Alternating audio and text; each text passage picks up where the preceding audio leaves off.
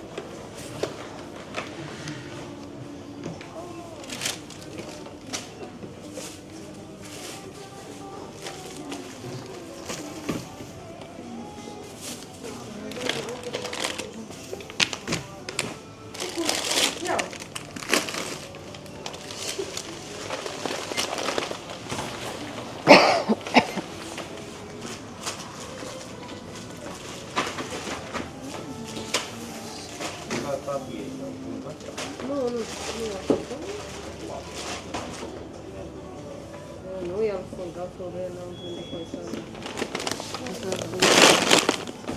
Lasă gâncarea fără transport. De 17.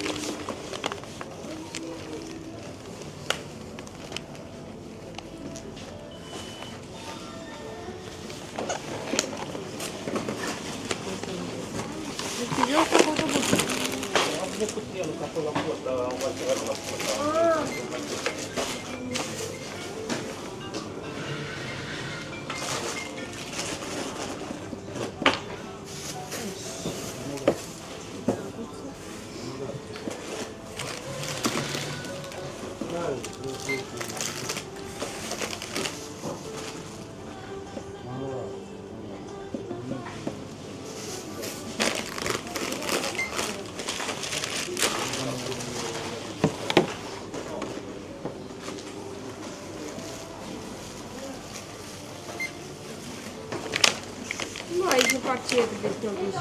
25, 44. Cartier. Și-o puneți un șoc. Că nu uităm. Nu le știi cum să le pui și numai în cap mult. Ok, ți-am pus cu e bun. Carte, te rog.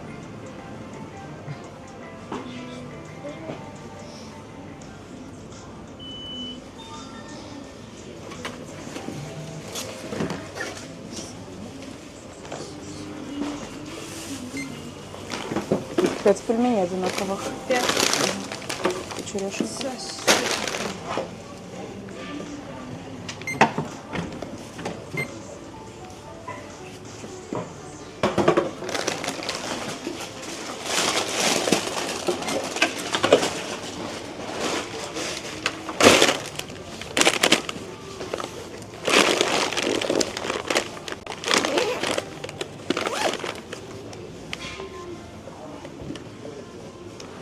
Короче, тут килограмм 742, а я сминусовала...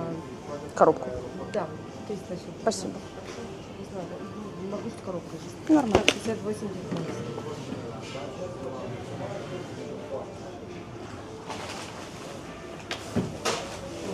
Нет, больше 10, больше 50.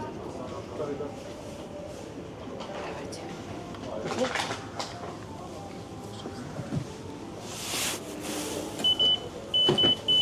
Ой.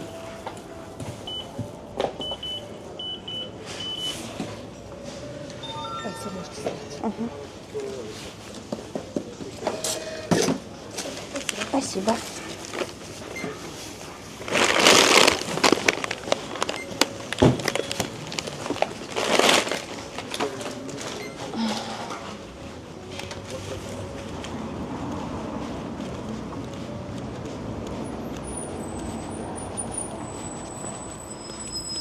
Okay, we have черешня, but I don't know how I can put it to my bike. Let's try something. First of all, I need to try черешню.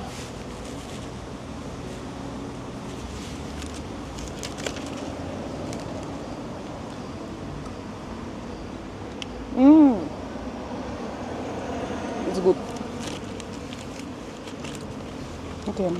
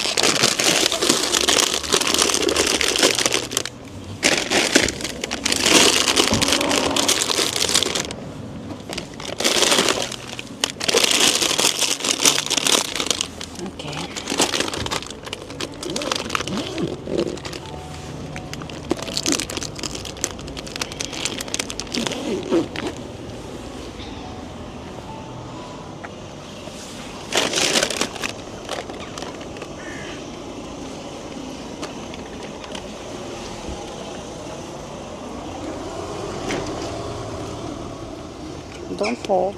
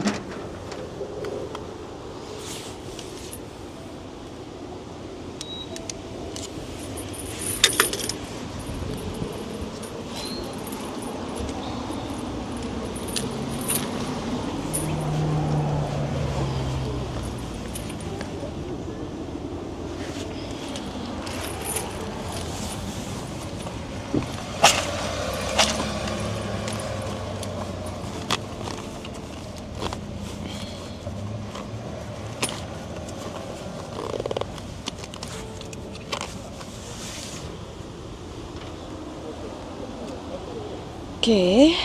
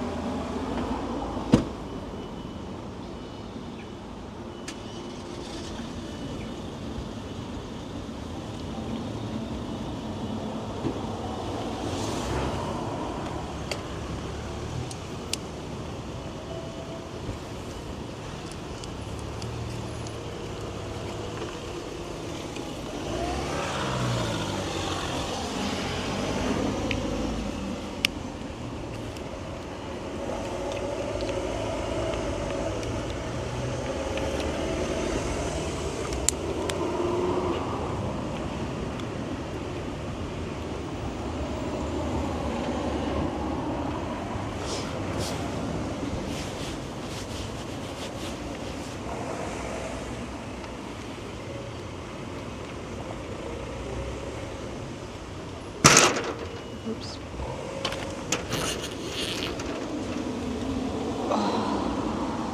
Let's try to get home with all the stuff.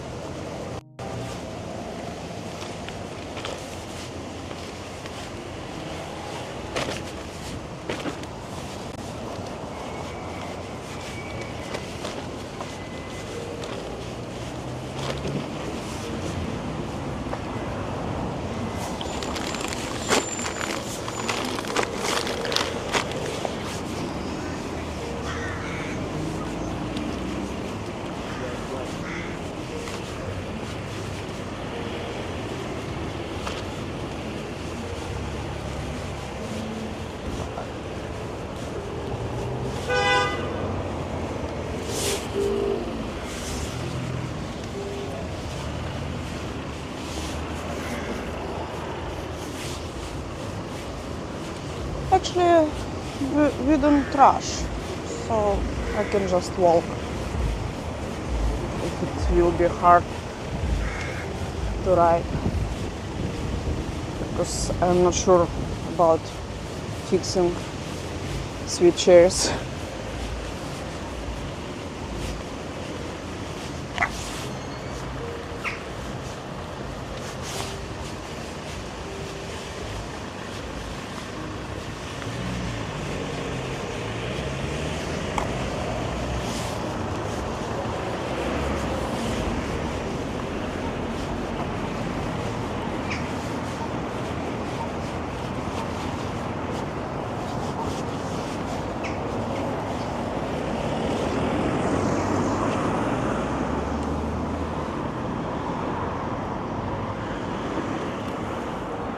But let's try.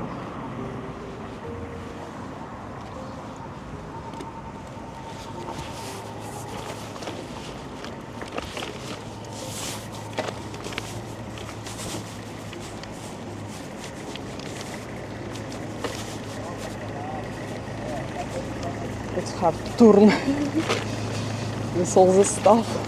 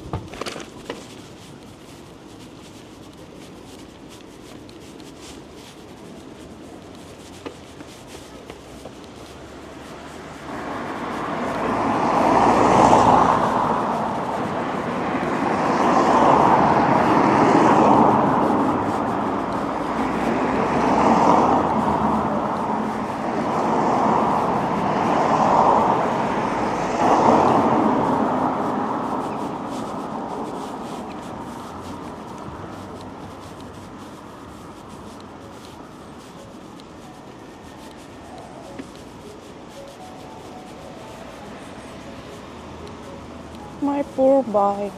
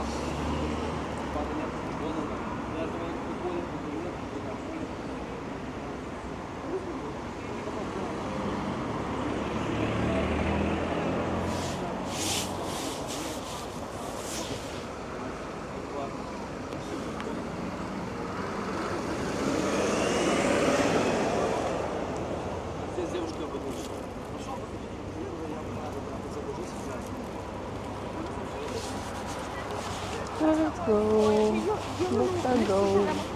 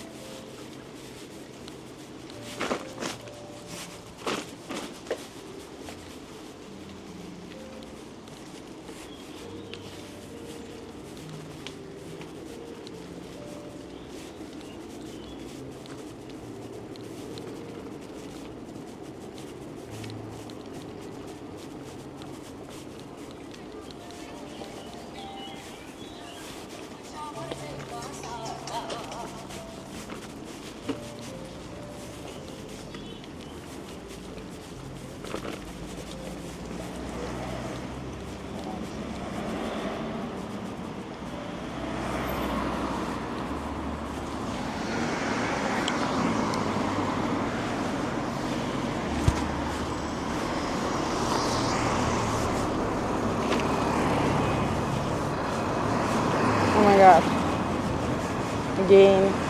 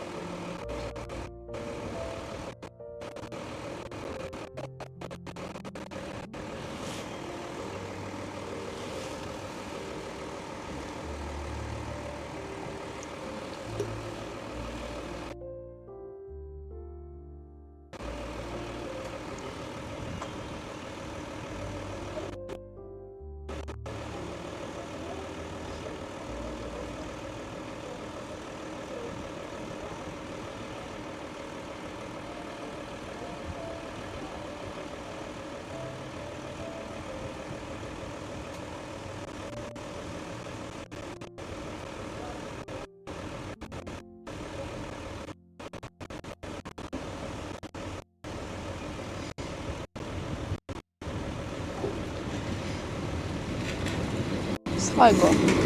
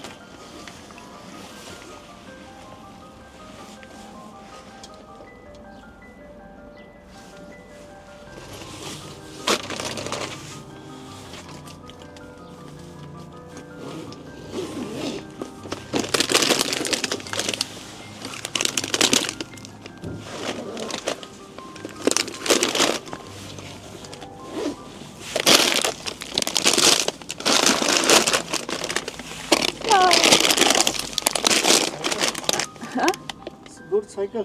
Ah, yeah. I love it. No, it's usual. No, it's not electric.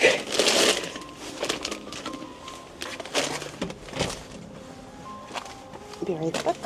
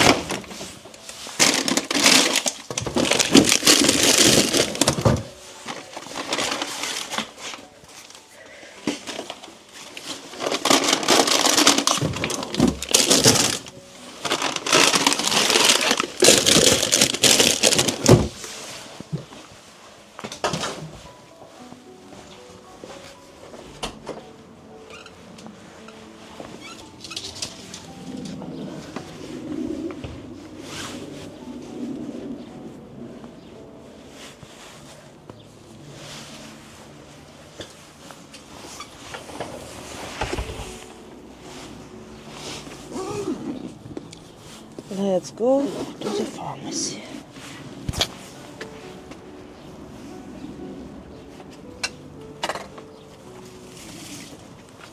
Oh, that's much better. My bike weight is lighter.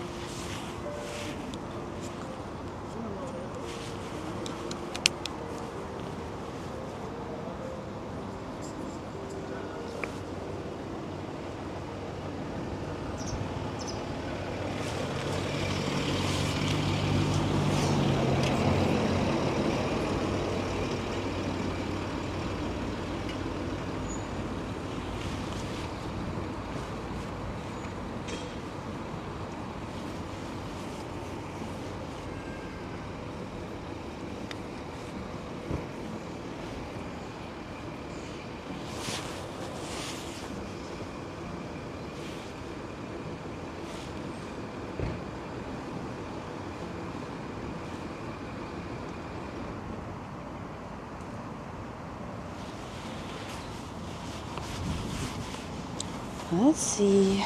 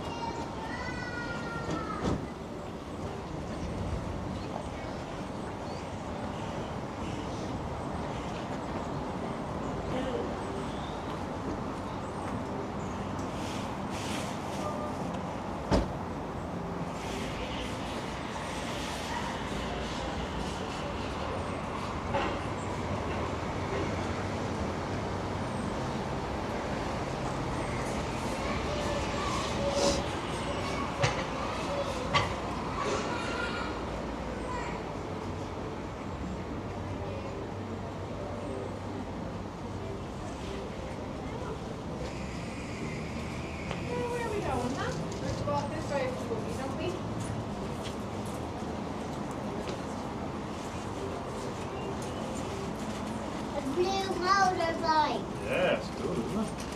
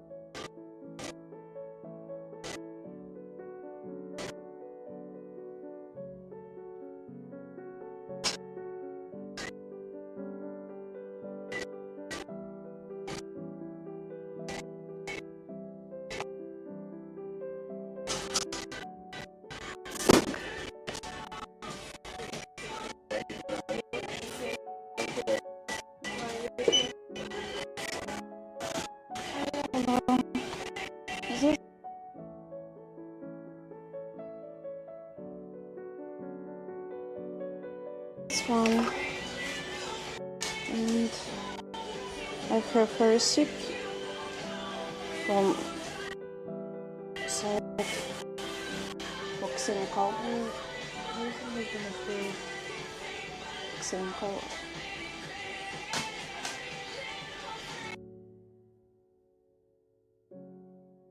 Well, you didn't get a message to say it was ready. What's the name? Victoria Maslakova. Name and address, please. I believe it's not wrong. Pharmacy Radio, bringing you the latest on our health and well-being services.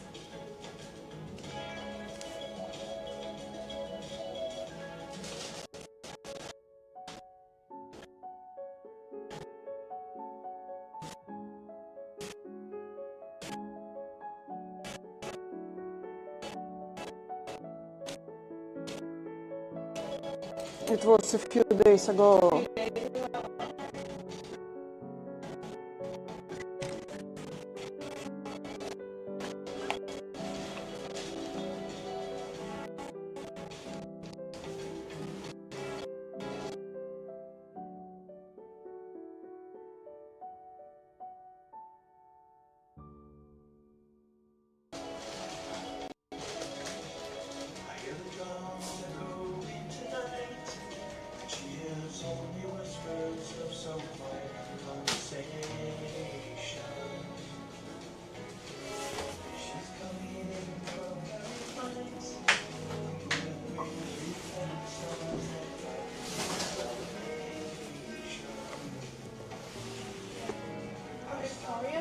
Yep. So you need to wait for an email to say your prescription is ready for collection.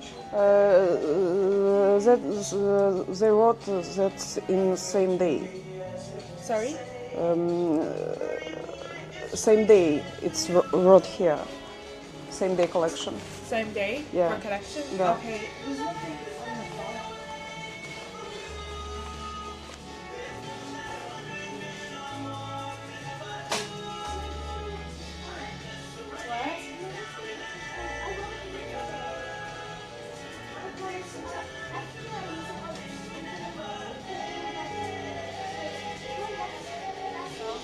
No?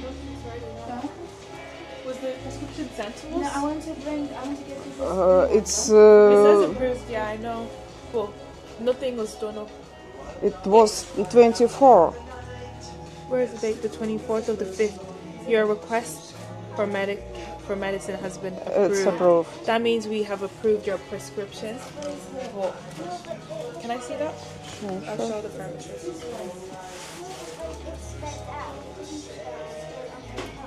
Yeah, that's a spray. I make you bring it back, yes? And you want these ones. These ones are the good. Even if you use, I don't mind. Those ones. Put this one in the bag. Then you can grab and order your book. Yeah? Oh, yeah?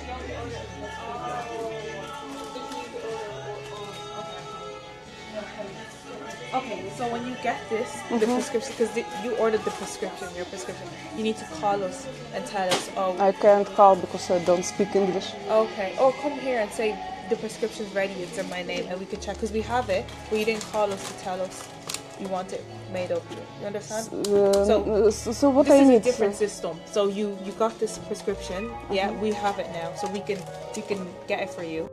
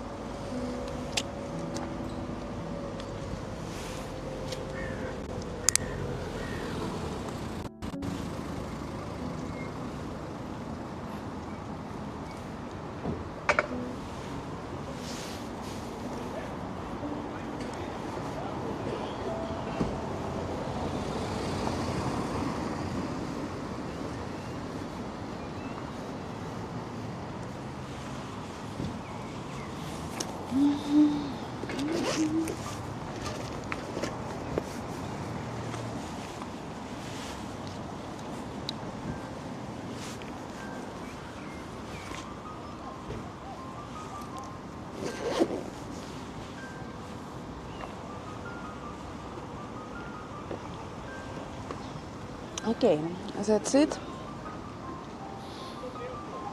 for today.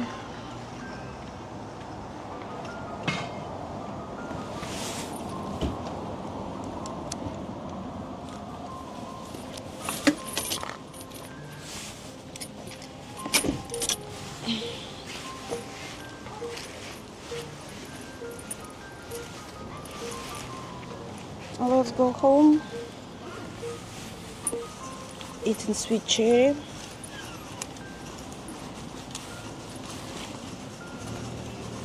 Maybe play some Genshin.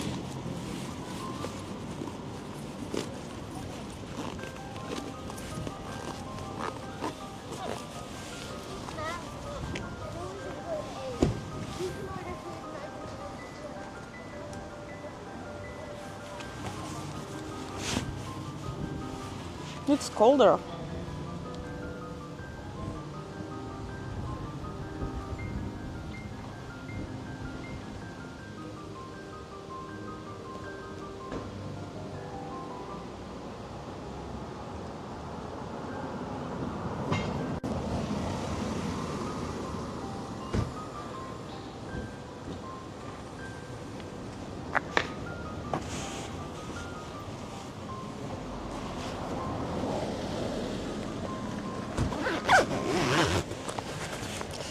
Ooh.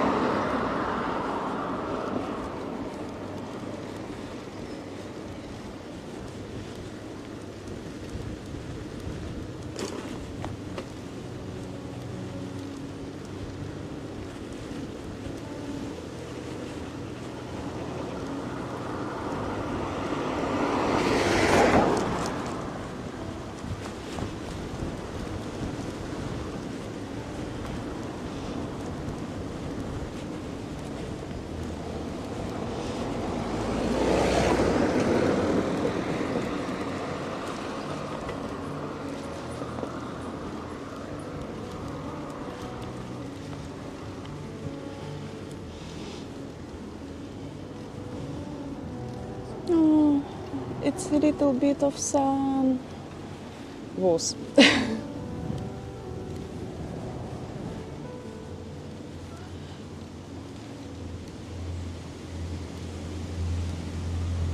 Already dark and cloudy.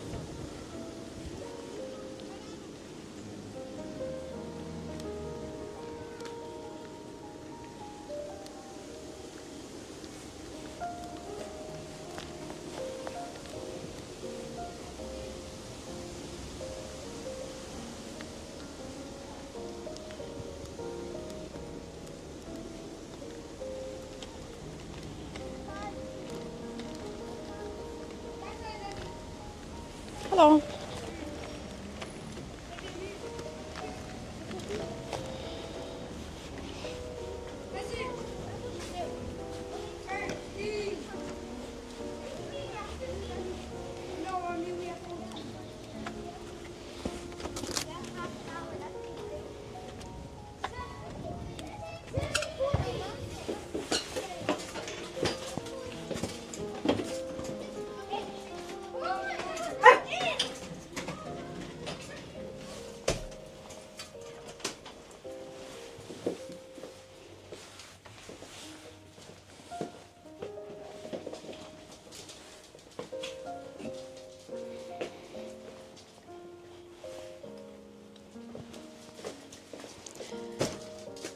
Home sweet home.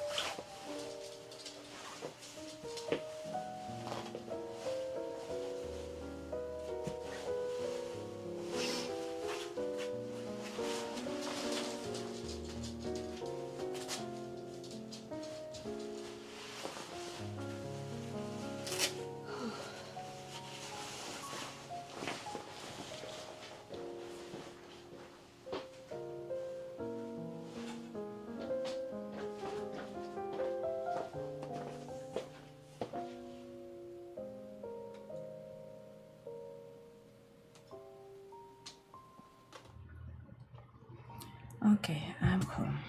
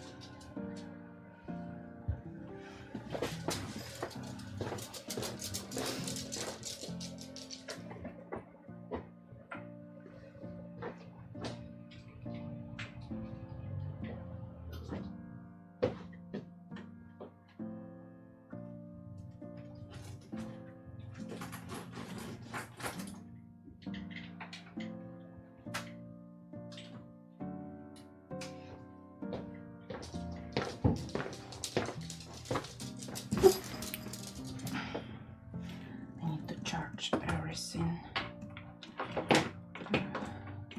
into the charge.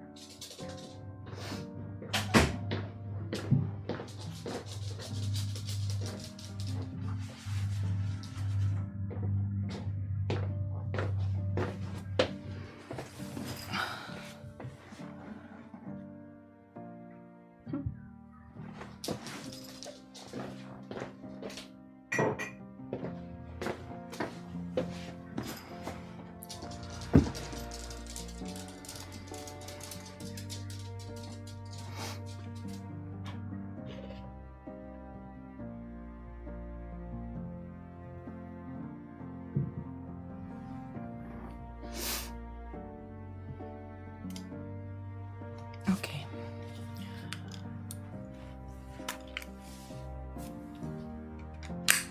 Let's recharge all this stuff. This one is micro USB.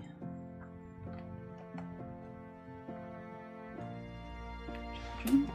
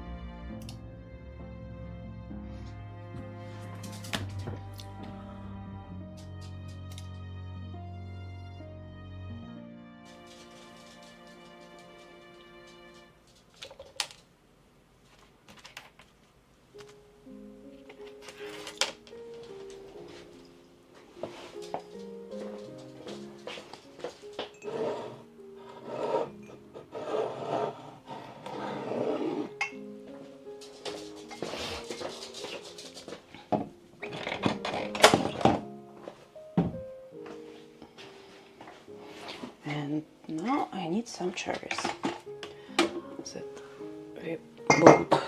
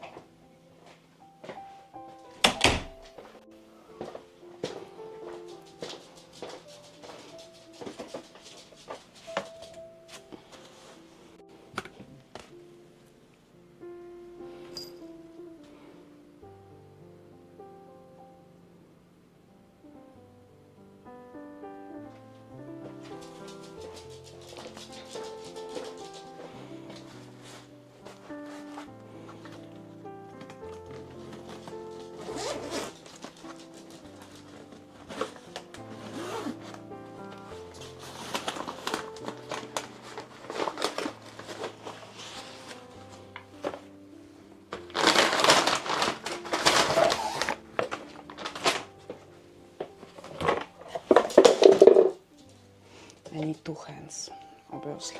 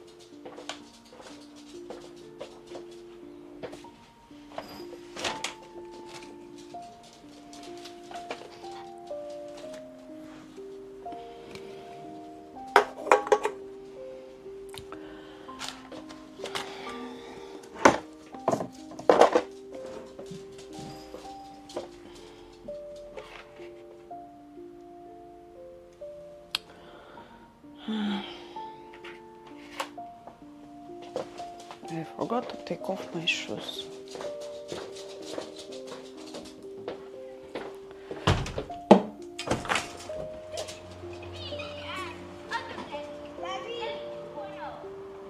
So you can put here your bike or something. Can you? Just don't play here. Play this fine.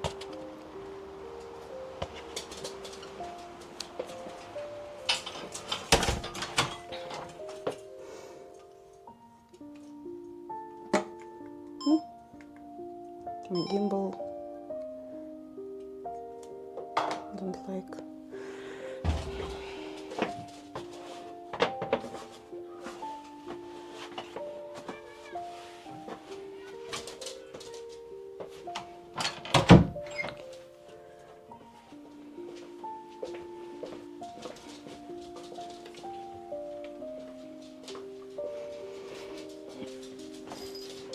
Okay.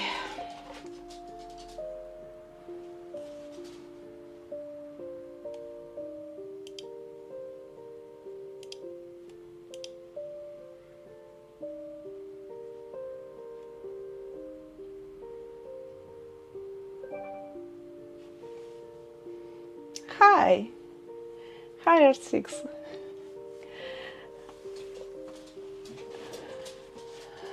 I'm at home for now. Just went to shops, buying some cherries.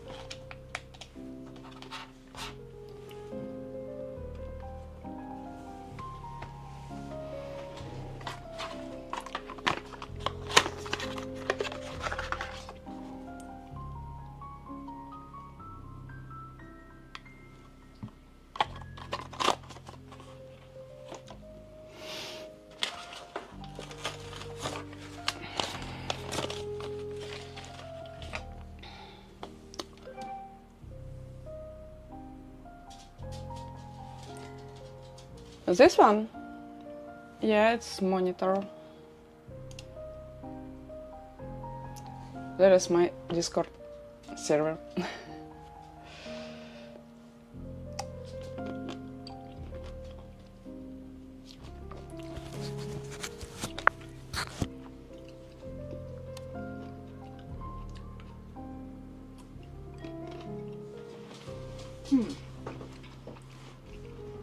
This cherries is so good. Like in my childhood. Be right back.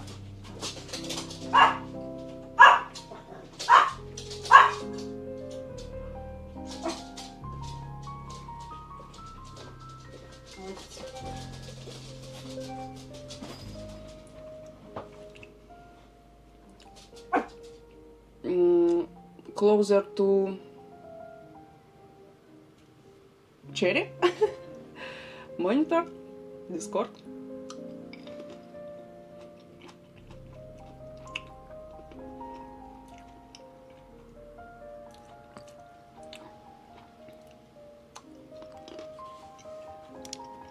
Президента. Карьера Дюмина неотрывно После облавы на призывников в Москве более 40 человек незаконно удерживают в пункте сбора. Just simple monitor. I don't know what you want to see. Just small monitor. It's for MacBook. Portable monitor.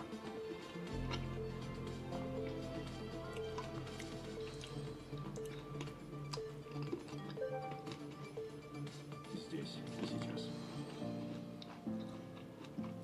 Ровно в 8 часов вечера в Москве вы смотрите программу «Здесь и сейчас» в студии Эдуард Бурмистров. Сегодня среда, 29 мая. В ближайший час будем подводить итоги этого дня. Приступим.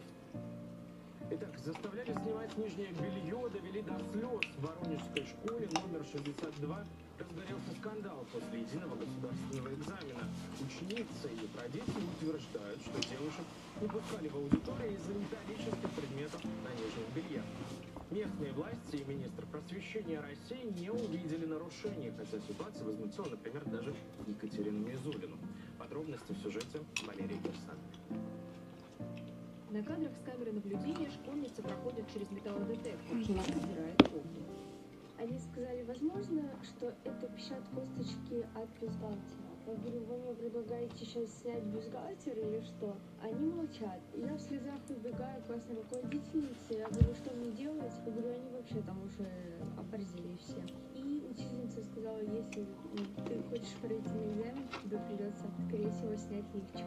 А еще трусы с металлическими деталями. И все это, по словам ученицы и их родителей, приходилось делать при всех. Скандал дошел до Государственной Думы. Мы все тоже родители. И как отреагирует каждый из вас, если ребенка будут раздевать? Кто это придумал? Кто разрешил? Приглашайте уполномоченного по правам человека. Мы его с вами назначаем. Жалоб от родителей и школьников не поступало, но к выяснению обстоятельств подключились, написала уполномоченная по правам ребенка в Воронежской области. Глава Минпросвещения России Сергей Кравцов уже отчитался. Никаких нарушений не зафиксировано.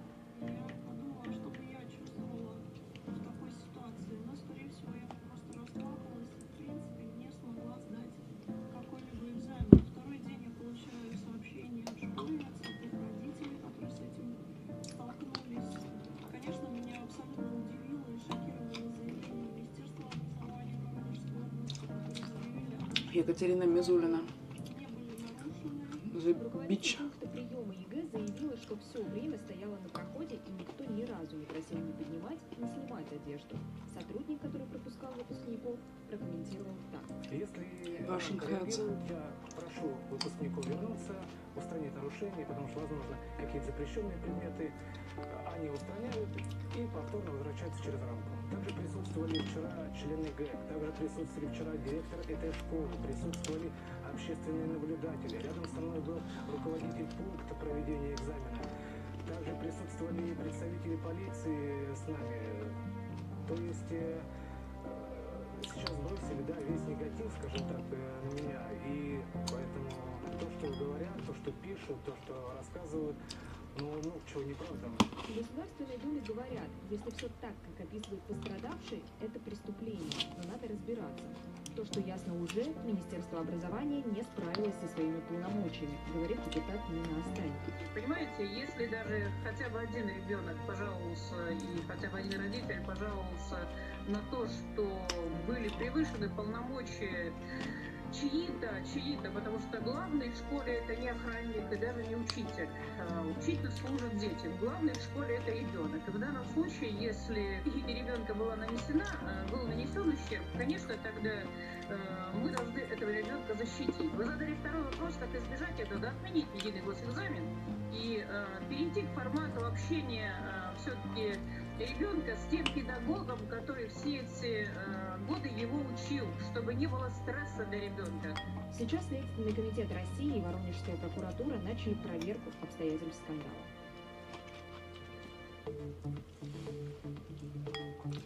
Здесь и сейчас.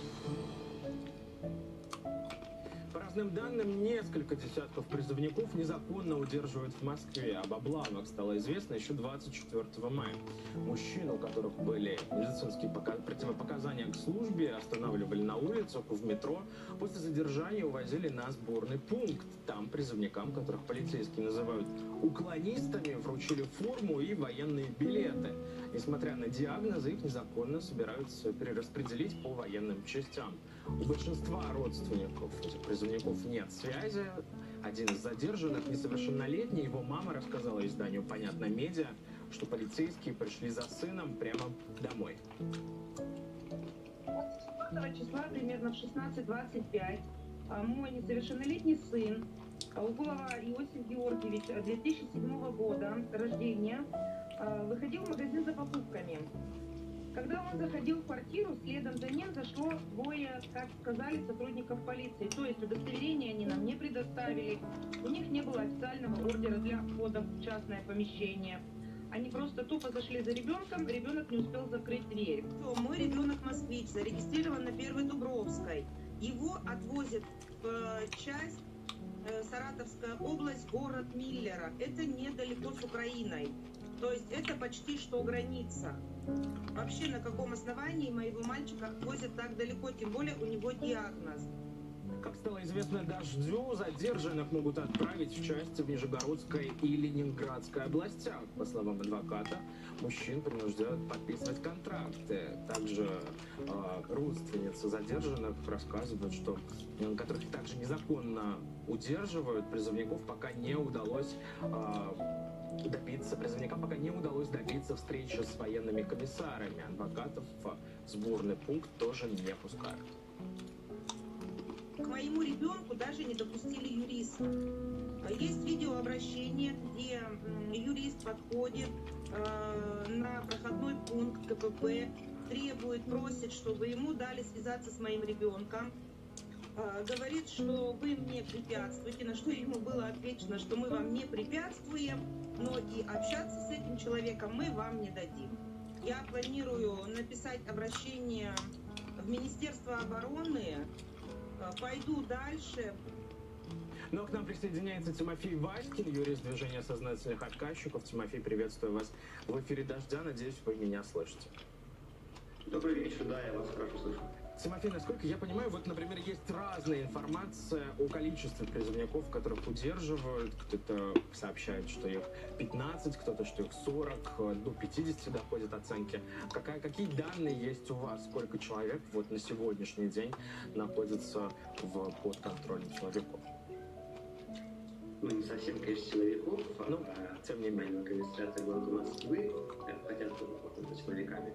Но, конечно, речь идет о нескольких десятках человек, которые находятся на сборном пункте, и они там не то, что находятся там с прошлой пятницы, они пополняются постоянно, потому что ловят новых, отвозят на сборный пункт новых, отправляют в воинские части. Часть людей, которая оказалась там в ходе большой облавы в пятницу, уже в значительной мере распределена по воинским частям, как вы сами сказали, в Нижнем Новгороде и в другие регионы, в Подмосковье отправили. Вот какие-то такие цифры сейчас. Тимофей, правильно ли я понимаю, что есть такое подозрение, все эти призывники, так скажем, кто-то из них ожидал, например, суда, кто-то собирался обратиться в суд о признании их негодными к прохождению срочной военной службы. И это были такие точечные облавы по адресам, или их караулили у метро, или нельзя сказать так о всех задержанных? Трудно однозначно сказать, как можно сказать обо всех, кого задержали, но действительно используют систему распознавания лиц, чтобы задержать людей в метро. Действительно приходят домой, могут в подъезде поймать, могут в квартиру прийти, постучаться и забрать. Как могут, так и ловят. Вот где они могут идентифицировать человека, которого они могут забрать, там они его забирают. Но, Тимофей, не у всех ли есть задержанных, простите, что перебиваю, у всех ли задержанных есть медицинские просьбы, показания к прохождению военной службы или нет? Из тех, о ком мы говорим, такие части есть основания не служить, отсрочки, возраст или медицинские показания. Насколько действительно диагноз соответствует не призывным диагнозам, мы не знаем, потому что это в большинстве случаев на глаз нельзя определить медицинское заключение, но некоторые сообщали о серьезных заболеваниях, и как астма, да, когда в большинстве случаев должны ставить непризывную категорию годности. Тимофей, а что происходит или происходило сегодня? Что вам известно? Наверняка кто-то из задержанных пытается сопротивляться, не хочет отправляться при наличии противопоказаний на срочную службу. На них наверняка оказывается давление, их принуждают это делать. Что вам об этом известно? И в каких условиях они находятся? Разные сообщения от родственников, какие из них правдивые, какие неправдивые, непонятно. Были сообщения, что даже есть якобы давление со стороны ФСБ на этих призывников, но, скорее всего, это просто пугалки. Пугают, разумеется, отправкой в зону СВО, но пока только пугалки. Вот пытаются давить, потому что им военнослужащие, которые будут служить. Те, кто отказываются на сборном пункте непосредственно, их тоже забирают в отдельный кабинет и разговаривают с ними, но не особо это в итоге работает, к сожалению, не особо работает. Почему? Потому что, когда когда призывники оказываются на сборном пункте, когда они лишаются связи с внешним миром и находятся только под неконтролируемым влиянием сотрудников военкомата, то, к сожалению, они сдаются. Даже если поначалу борются, то в итоге все равно сдаются.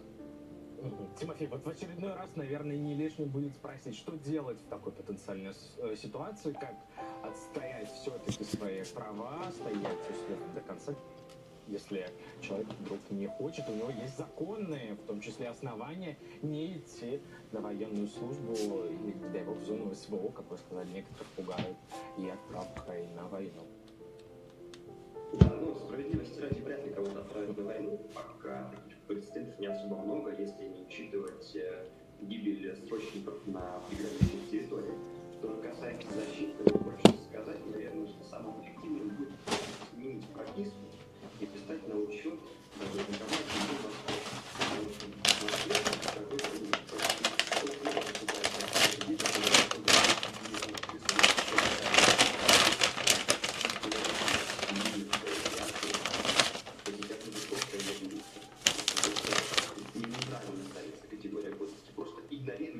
диагноз и все. Поэтому в Москве вообще непонятно, как можно эффективно чего добиваться. Самое эффективное, нам эффективное, это записывать нет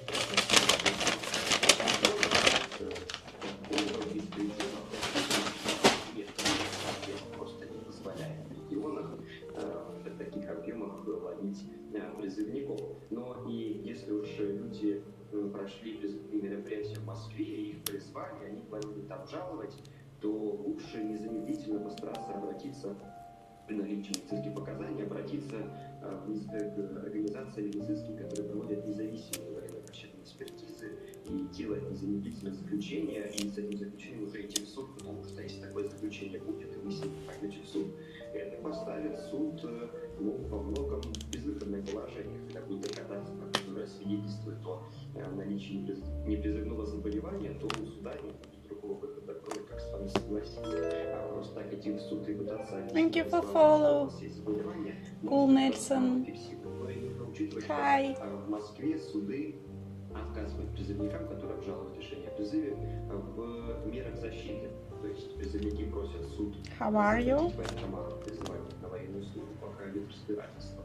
Но московские суды отказывают. Есть даже слухи не подтвержденные, что значит разнарядку дали московским судьям под любым предлогом эти меры защиты не давать и иски носить на призываемых не удовлетворять.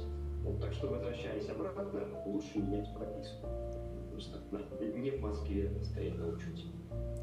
Что ж, спасибо. Это был Тимофей Васькин, юрист движения сознательных отказчиков. Обсуждали, как в Москве до сих пор удерживают призывников в военкомате. Вот, по всей видимости, у многих из них есть законные основания не идти на срочную военную службу. А сейчас мы прервемся на I'm great too. Thank you for asking.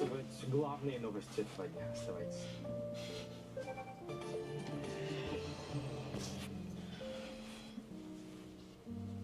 Just back to home and chilling here. Израиля стал затягиваться на годы. При заказе очереди к консулу для первого интервью срок ожидания составляет... Watching some news about Russian and Ukrainian war. Стран разрешили Украине использовать их оружие для ударов по целям в России. За высказались Франция, Великобритания, Нидерланды, Польша, Швеция, Финляндия, Чехия, Литва, Латвия, Эстония и Канада. В Соединенных Штатах все еще нет единого мнения по этому вопросу. В Вашингтоне, по данным New York Times, идет дискуссия, якобы после, цитаты, отрезвляющего визита, госсекретарь США Энтони Блинкен пытается убедить президента Джо Байдена в необходимости позволить Киеву использовать американское оружие для ударов по целям внутри России. Заявление западных стран уже отреагировал Владимир Путин. It's my mobile setup for IRL streaming. Actually, my main show you. This is my main cam. Другие системы, ну, например, такие как Атакс, да? It was from this cam. It's mobile setup. для расчета соответствующих. Они могут даже не понимать, что они вводят. И расчет, может быть, и вводится расчет. Вводится I like it too. Thank you. Ну так вот, эти представители стран НАТО, особенно особенно малых стран, они должны вообще давать себе отчет, с чем они играют. Они должны помнить о том, что это государство с небольшой территорией, очень плотным населением. Hi, friendly guy. Nice to see you too. Например, две страны, которые удары по территории России однозначно не поддерживают, против высказывается канцлер Германии Олаф Шольц и премьер-министр Италии Джорджа Мелони. Обсудить его подробнее к нашему эфиру присоединяется депутат Европейского парламента, бывший премьер-министр Литвы Анна Скумилю. Здравствуйте, приветствую вас в эфире телеканала «Дождь». Спасибо за ваше время. Добрый вечер. Смотрите, сторонники одобрения ударов по целям, военным целям внутри России считают, например, такая логика: российская армия в том числе использует снаряды Северной Кореи, по всей видимости, использует какую-то военную технику Ирана. Почему же тогда Киеву не использовать западное оружие для обороны, так как вооруженные силы Украины считают необходимым? Противники, очевидно, по всей видимости, боятся эскалации. Вот каково ваше личное мнение в этом вопросе? Ну, здесь все понятно. Россия и Путин начал Thank you. войну против Украины. Он использует территорию России, дроны, там, остальные, самую разную инфраструктуру для агрессивных атак против Украины. Вот видели недавно эту трагедию с медленным центром в Харькове. И, конечно, для того, чтобы Украина могла защищаться, она должна защищаться, имея несвязанные руки. И поэтому то, что Запад стоит вместе с Украиной и помогает ей защищаться, Кто пришел? И если Кто пришел? для защиты Украины нужно атаковать какие-то военные... Ой, фрикаделька. Ой, фрикаделька. Можно только сожалеть, что Ой, с начала войны западные страны как бы боялись того, что Путин все время угрожает какой-то эскалации. Это проходит, и это должен иметь в виду и Путин, и вся российское военное руководство. Они могут избежать таких атак очень просто. My vape is banana break. Проблемы как бы исчезнут для российской стороны. Андрей, вот кажется, глава МИД Польши говорит, что мы, имея в виду западные европейские страны, сами придумываем себе красные линии, которые боимся перейти, и имея в виду, что в реальности их нет. Вот вы слышали, как накануне Владимир Путин говорил о плотности населения маленьких европейских стран. Возможно, он в том числе имеет в виду, например, и Литву. Вы боитесь ли вы, в том числе как бывший премьер-министр Литвы, этих угроз, и видите ли вы реальную, что ли, опасность нападения российской армии? Ну, знаете, безумие Путина, оно не имеет каких-то границ, тут трудно сказать, что он придумает дальше, поэтому мы ко всему готовимся, усиливаем свою оборону. Но, с другой стороны, тот же Путин должен помнить, что и в России есть местности, где люди живут плотно, и в Москве, и в Петербурге, и в Белгороде, и в других местах. Так что здесь, знаете, хорошо, что Запад хотя и медленно, но он уже начинает понимать, что вот эти красные линии, как говорил наш друг Радик Сикорский, то же самое говорил и президент Эммануэль Макрон, что вот все эти красные линии, которые Запад для себя как бы вводил во все эти 2 года, что это была большая ошибка, и что действительно Запад должен отказаться от каких-то либо там красных линий для себя, они могут ставить красные линии для Путина, если повторится такая же атака, как было сделано недавно с этим торговым центром в Харькове. Thank you for follow. Friendly guy. Жесткие меры по отношению к Thank you России. so much. А то, что оружие должно использоваться самым насильным образом, это, конечно, чистые правила войны, которые начал Путин. Он должен... It's not expensive. Терпение Запада, терпение... Just hobby room. Hobby living room. Является для всей Европы, для всего мира война Путина против Украины, что это вот терпение, оно в какое-то время уходит. И поэтому я надеюсь, что не только красные линии не останутся позади в прошлом со стороны Запада, но и что Украина получит такое вооружение, которое позволит ей не только обороняться, как было до этого, но и победить в этой войне. I have the Hon Mariner. Мы знаем, что Германия отказывается предоставлять Украине ракеты Таурус, дальнобойные, способные поражать цели, например, на территории Москвы.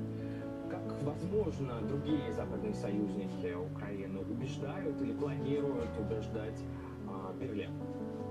И возможно ли это вообще убедить Берлин? Ну, вы знаете, во-первых, в больших странах, конечно, убеждения происходят и от избирателей, не только от соседних стран. И что показывает вот недавно проведенный опрос Евробарометром, компания, которая делает опросы во всем Европейском Союзе перед выборами. It's from United States. Model of bike. Для будущего Европейского парламента, для будущей Европейской комиссии люди отвечали Why? очень просто. Самой главной проблемой они видят оборону и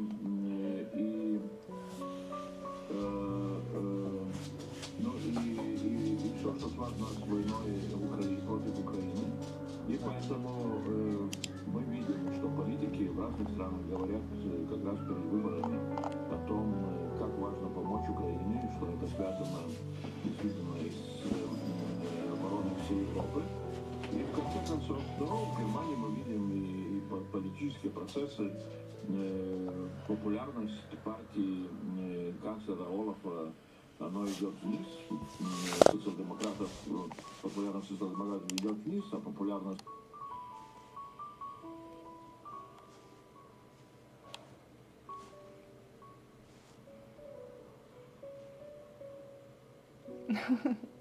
It's not sport bike, it's just casual. I bought it for my sailing boat that I had before. After war started, I sold this boat and bike I have yet still with me. It's good for rainy climate. It's not have rust at all.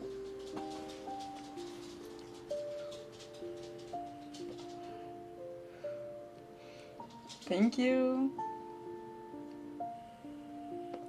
Thank you, Nelson.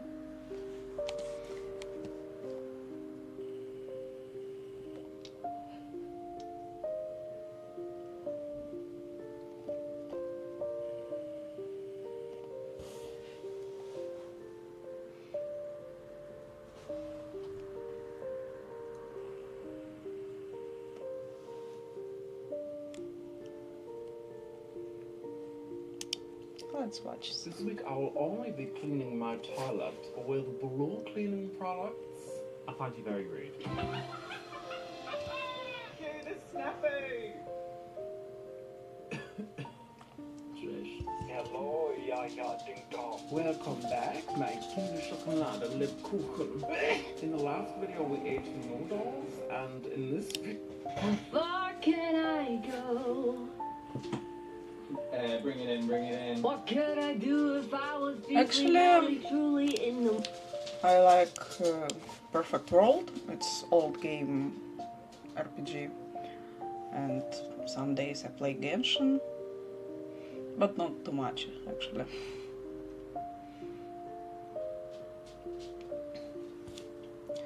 I like Genshin Impact last time.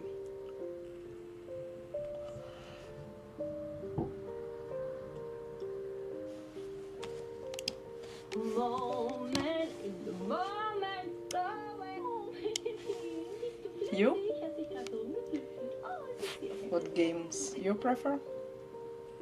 Hello everyone! Welcome back to Vincent's Water Bottle. It really is your emotional support. You carry it everywhere with you. I think it's time to do a little time travel back into the past of Naomi John. And by that I mean we're gonna look at my very, very, very old... It's Genshin Impact and Perfect World. Probably like 50% What about you? weren't even around when they were... No, I didn't play Valorant. If you didn't know, is I actually started off with my social media career. Yet. Musically Maybe in someday, 2016. That was but the not year yet. I started with social media. I actually already filmed a video where I reacted to my old musicals, but that was 3 years ago, and I kind of only scratched the surface. We can go a little deeper, a little more cringe than this, believe me. Vincent, did you know when I was on Musically, I was one of the first makeup creators on there, and I really thought I cracked the system. I was like, oh my god, Musically? Are there any people doing makeup? No, I'm gonna be the first one. And then people actually commented I should start a YouTube channel and just do makeup tutorials, and I was like, oh my god, if everybody wants this, then I have to do it, I guess. I know I was way more quirky. I was like this. I don't know. It's really hard to do. Wait, let me think of a good Naomi I don't know. impression from back then. I just eaten sweet cherries and it was good. But also I like cheese. I really like cheese in any form. So they definitely have some from 2016. So if you keep scrolling, then you will eventually find them. But you What you like? not today because I'm gonna look at them for you. You're looking at me and the heart's full of you. No. Of course I'm gonna invite Vincent to look at these music, please. I mean, I kind of know what I'm getting myself into, but I don't think Vincent has any clue of what to expect. I mean, you know, I was cringy. Oh, back at, oh, right.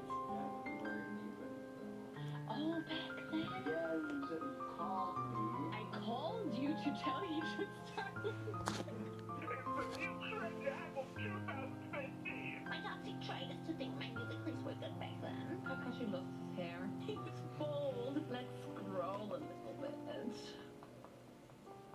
It looks so faded. My very first TikTok on my page, aka Musically, is this one. Chicken curry and naan. Oh, naan, I know, it's bread, yeah? I love naan with cheese and some species. I like it too. I don't like curry actually because it's too many species for me. But I like cheese. Yeah, you can see, I thought I was Are you from India? musically back then.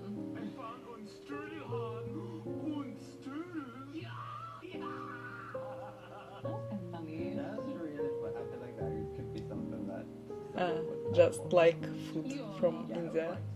I see. I was just being a student.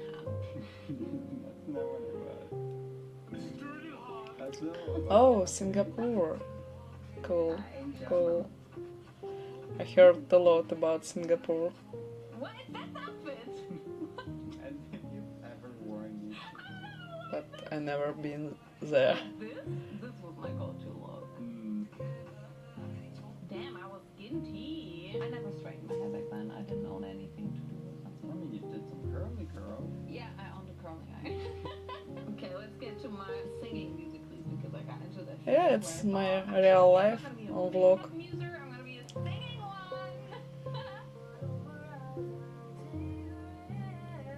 I just like streaming and talking with some people. Okay, friendly guys, see you later. Thank you for stopping by today. Nice to meet you. Bye bye. Have a great day too. Because I was looking at you. Look, that was my username back then. Hashtag Naomi476. Okay, hang on. Can we talk about my thumb? Nasty.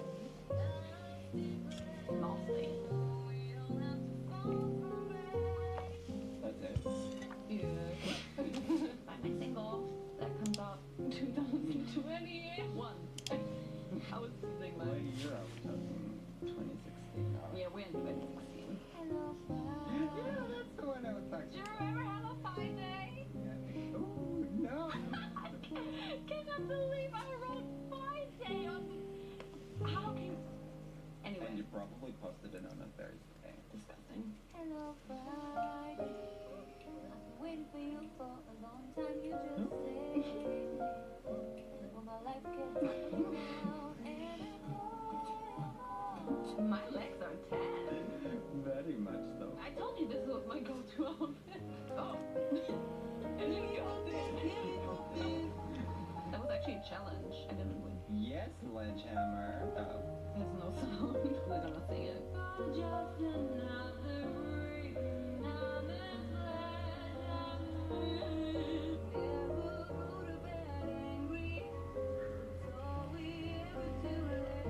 I want to be honest with you, I think I would still sing it the exact same way today. I think And also with that hand.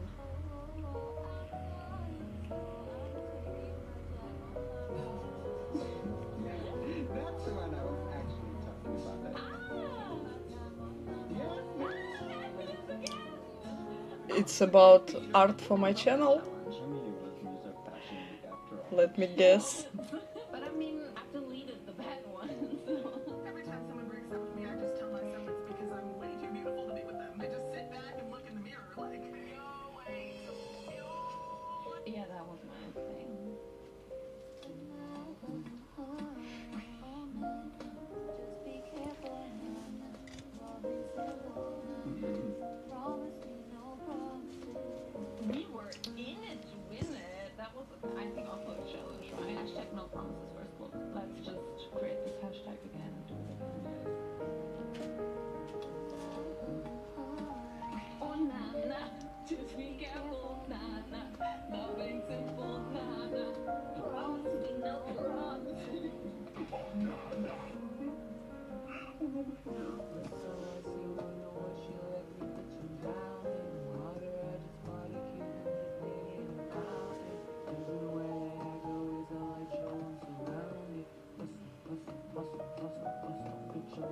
I still really like this one. I just thought of that period.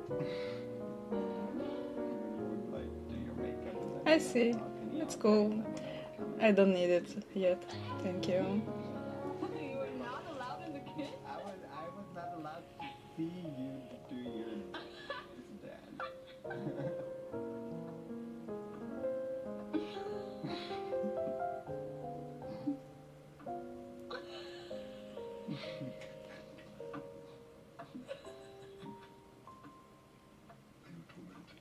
Yes, the ring light. I mean, it has some cool transitions, but why do I have like mermaid makeup on?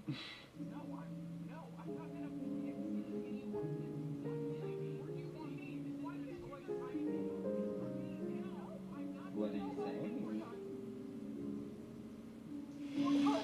I mean, that's not something nowadays. Yeah, look at us.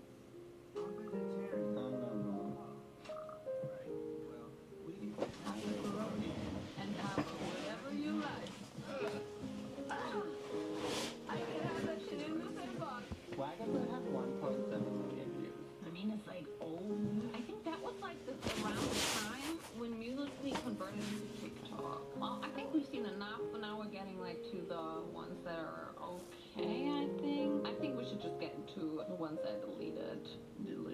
do not have these on my channel anymore, but yeah, unfortunately they're on the internet.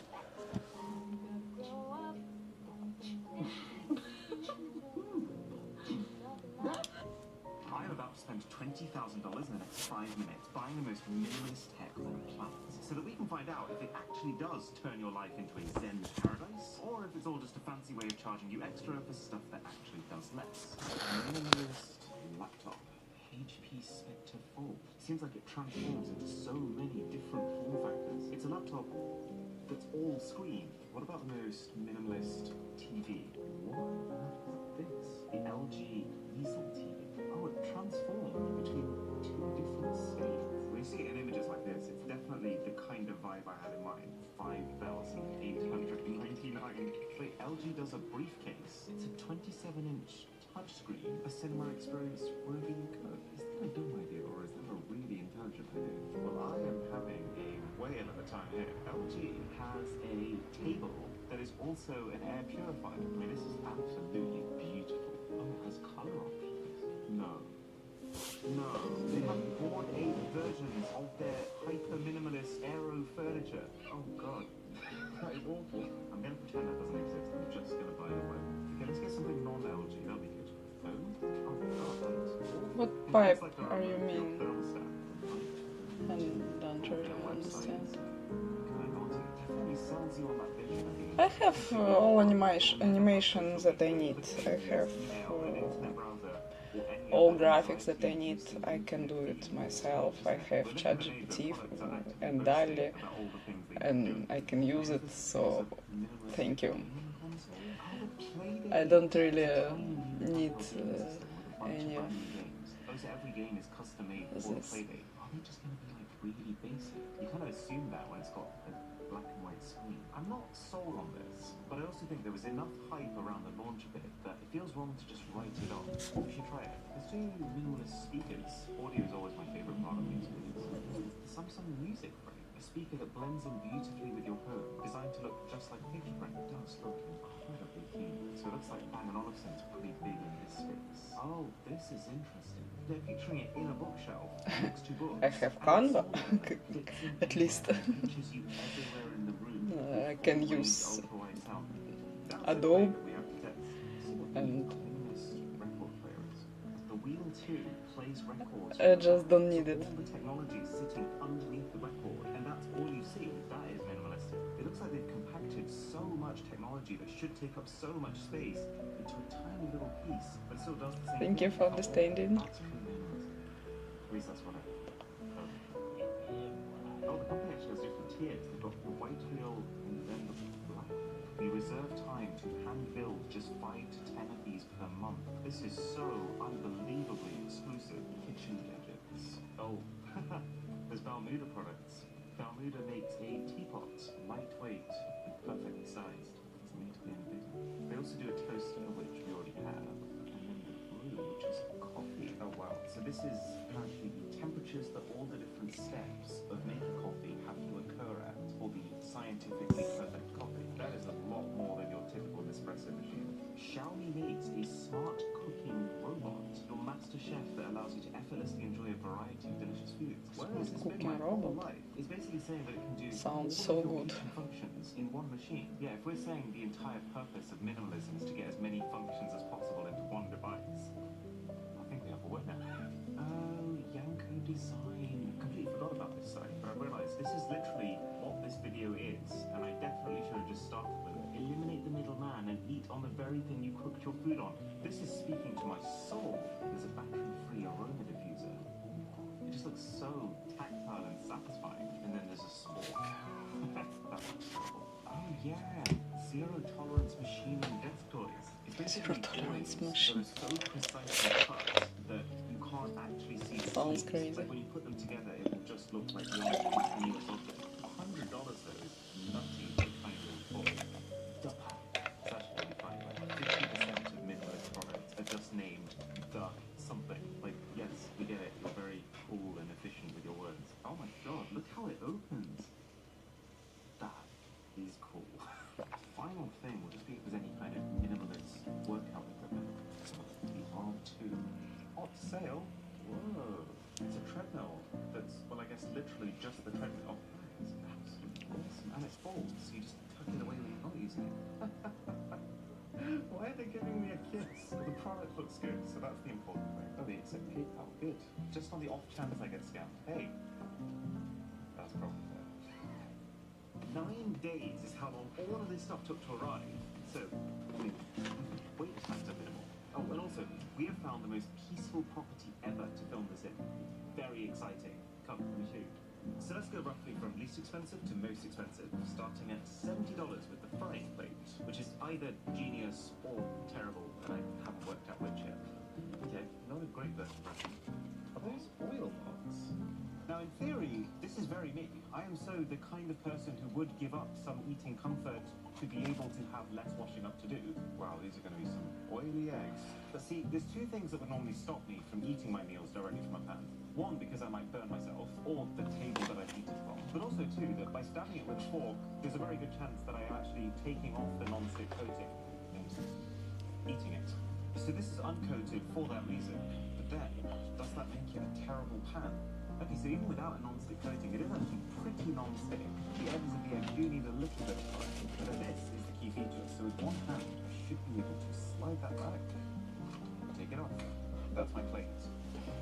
I need to remove my makeup. 1,000 degrees. Yeah, that's boiling hot. That could well burn through any normal surface that you would eat your food on. So already that's a big problem, right? You need, well, in my case, oven mitt. Don't like the sounds it makes. But it's the eating practicality that I have the problem with. Because permanently having to approach your plate from this angle, just so you don't sear through your entire arm, it does slightly cut into the enjoyment of your food. Plus also, this basically only works if you're one person cooking for one person. So 3 out of 10. Rough start.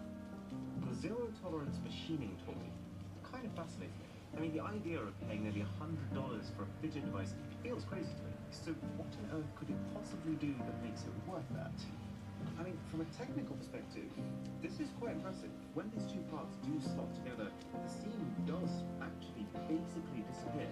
And to create something with zero gaps like this, you can't just use a traditional toy factory. Like, this piece wasn't cut with a blade because the blade itself would create its own gap. What you effectively have to do is to vaporize the space in between these two pieces using the heat generated from rapid electrical discharges. Okay, but then as something that you're actually having to spend your hard-earned money on, I'm not gonna lie, I find this whole category of executive desk toys just a little bit cringe. Like the idea of these high-flying business people who earn so much money that they can't just play with normal toys, and they in fact have to spend $100 on something with the same entertainment value as an empty bag of crisps.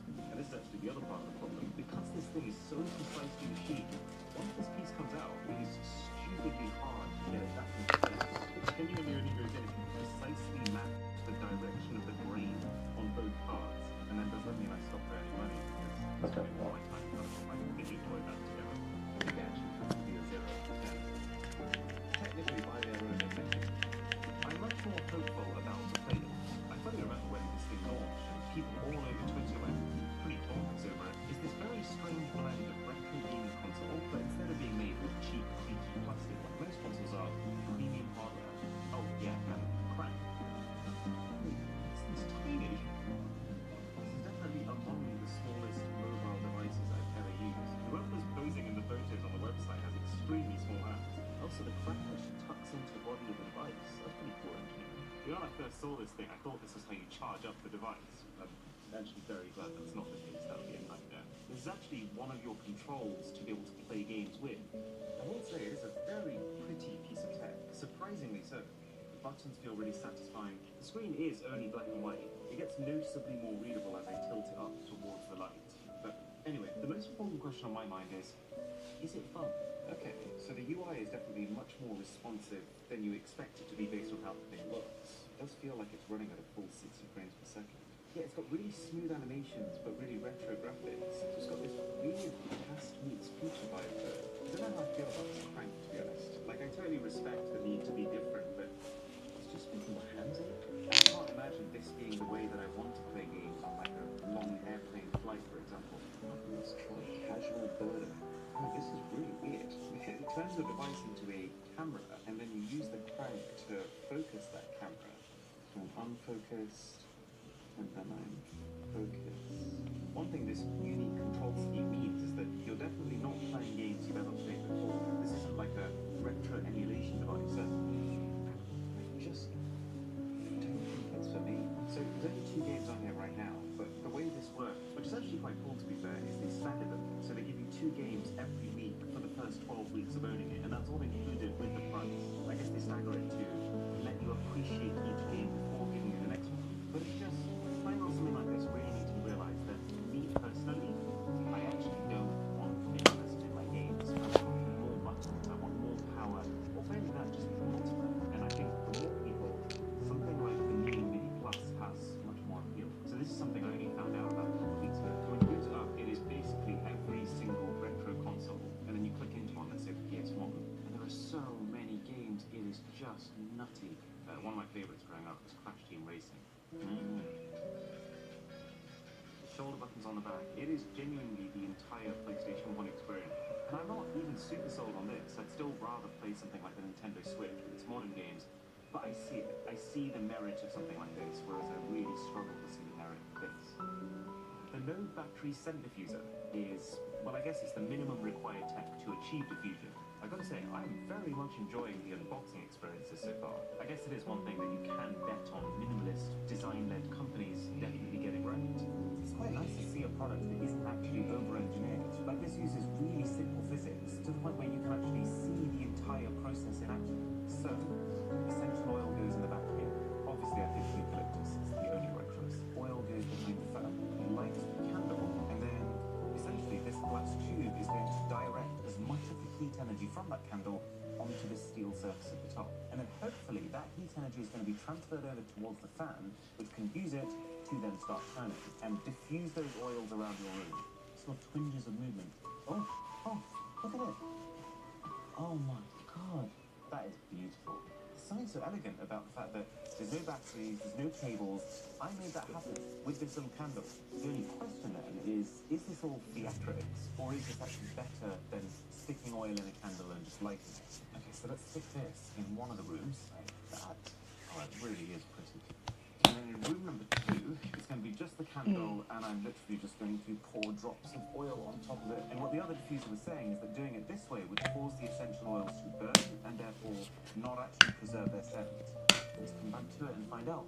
Moving up to $300 now. For this price, you can actually replace your phone with a minimalist equivalent. So this is the Light Phone 2 that we bought. And again, like the Playdate, the phone is microscopic. But unlike a lot of the products so far, which could just neatly fit into your existing lifestyle, switching your phone is a big thing. So what can this do? It can text. Okay. Ooh, you have to type sideways. I guess they've decided that that's the only way you can comfortably type on a screen like this. And it's not too bad. It's a little bit less responsive than you're probably used to, and the autocorrect kind of sucks. It can act as a Wi-Fi hotspot. It's got Bluetooth. It's got a headphone jack on board. So it's got your music covered. It does say it has directions. What's that you like on phone like this? God, this is so clunky. You have to keep rotating it every single time. It's really slow. By the way it's acting, you'd think I just asked it to solve physics, not answer the talk. But it does give you some semblance of Google Maps, I assume. It is not a good way to use it, but crazy. Because this is a e-ink screen, so it doesn't have smooth animations. It has to re-render every single thing on screen every time it changes. And this will be fun. Let's see what the call quality is like. There's another problem. I was just about to call my mum. She's in India right now, so I would have normally WhatsApp called her. There is no WhatsApp there. Oh, hi, It works. We're big fans. Could we get some pepperoni pizza? Okay, it's functional for calls. It does have a speakerphone. It's not particularly loud. Now we've got some pizzas on the way. I'm slightly torn with devices like this because I see the appeal. You know, a phone that weighs nothing, it could disappear within your pockets. Plus, it does seem to be getting quite a few software updates from what I can see. It's just that for most people, I don't think it does quite enough to replace your smartphone. Like, you can't browse the internet. And the music, yes, it has a headphone jack, but you can only use it if you're willing to manually upload your songs one by one to the Light Phone dashboard. There's no Spotify, there's no apps, apart from the super basic calculator, alarm, and maps that doesn't really work very well as a map. I just feel like if you actually wanted to properly switch off, how is this any better than just a Nokia brick phone? It's not like you're getting cutting-edge hardware that still makes it feel like a modern smartphone. I mean, the last time they made a new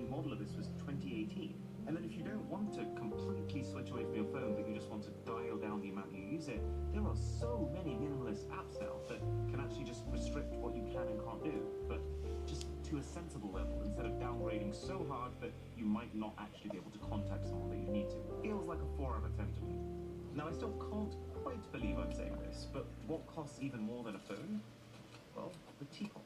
No, really, we spent $300 on the Balmuda teapot. It is cheaper in the US, but we get slightly screwed here in the UK. So this really better be the best tea-making experience I've ever had.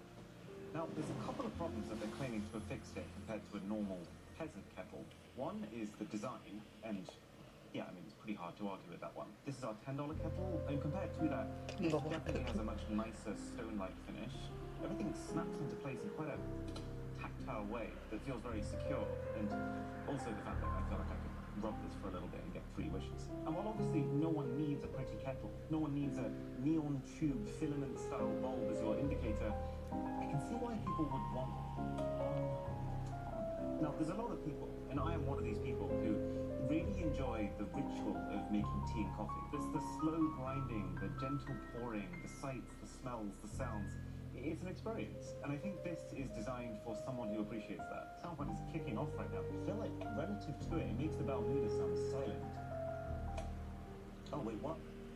That one finished. Balmuda hasn't finished. That's hilarious. I feel like this is one of those things where the cheap kettle has one purpose, and that's to get to the destination as fast as possible. And it does that. But this is actually almost concerningly quiet. Now, the second perk of this is apparently the fact that it's got less capacity than most kettles, which is a strange thing to label as one of your headline features. Less capacity for your benefit. Now, if I had to guess, I would say that took twice as long as the other kettle, which, if you look at the spec sheet, is inexcusable for something this expensive. So far, this is not exactly a strong case for the Balmuda, but there is one thing that might be able to save it. Let's check this out. Unprecedented pouring comfort. Plastered across the website, so let's find out. That's basically laminar flow. Or in other words, the gooseneck shape of the kettle allows water to come out so smoothly that it acts like a still object, and it's completely silent. Okay, yeah, I'll zone back a couple of points. That felt pretty good, I have to say. It's still absolutely not for everyone, but for the people who appreciate it, I'd give that a 7. Okay, let's see if the scent diffusion actually worked. I'll start with my hodgepodge version. I can smell a hint of eucalyptus, but if you told me that no eucalyptus was here, I would also believe you.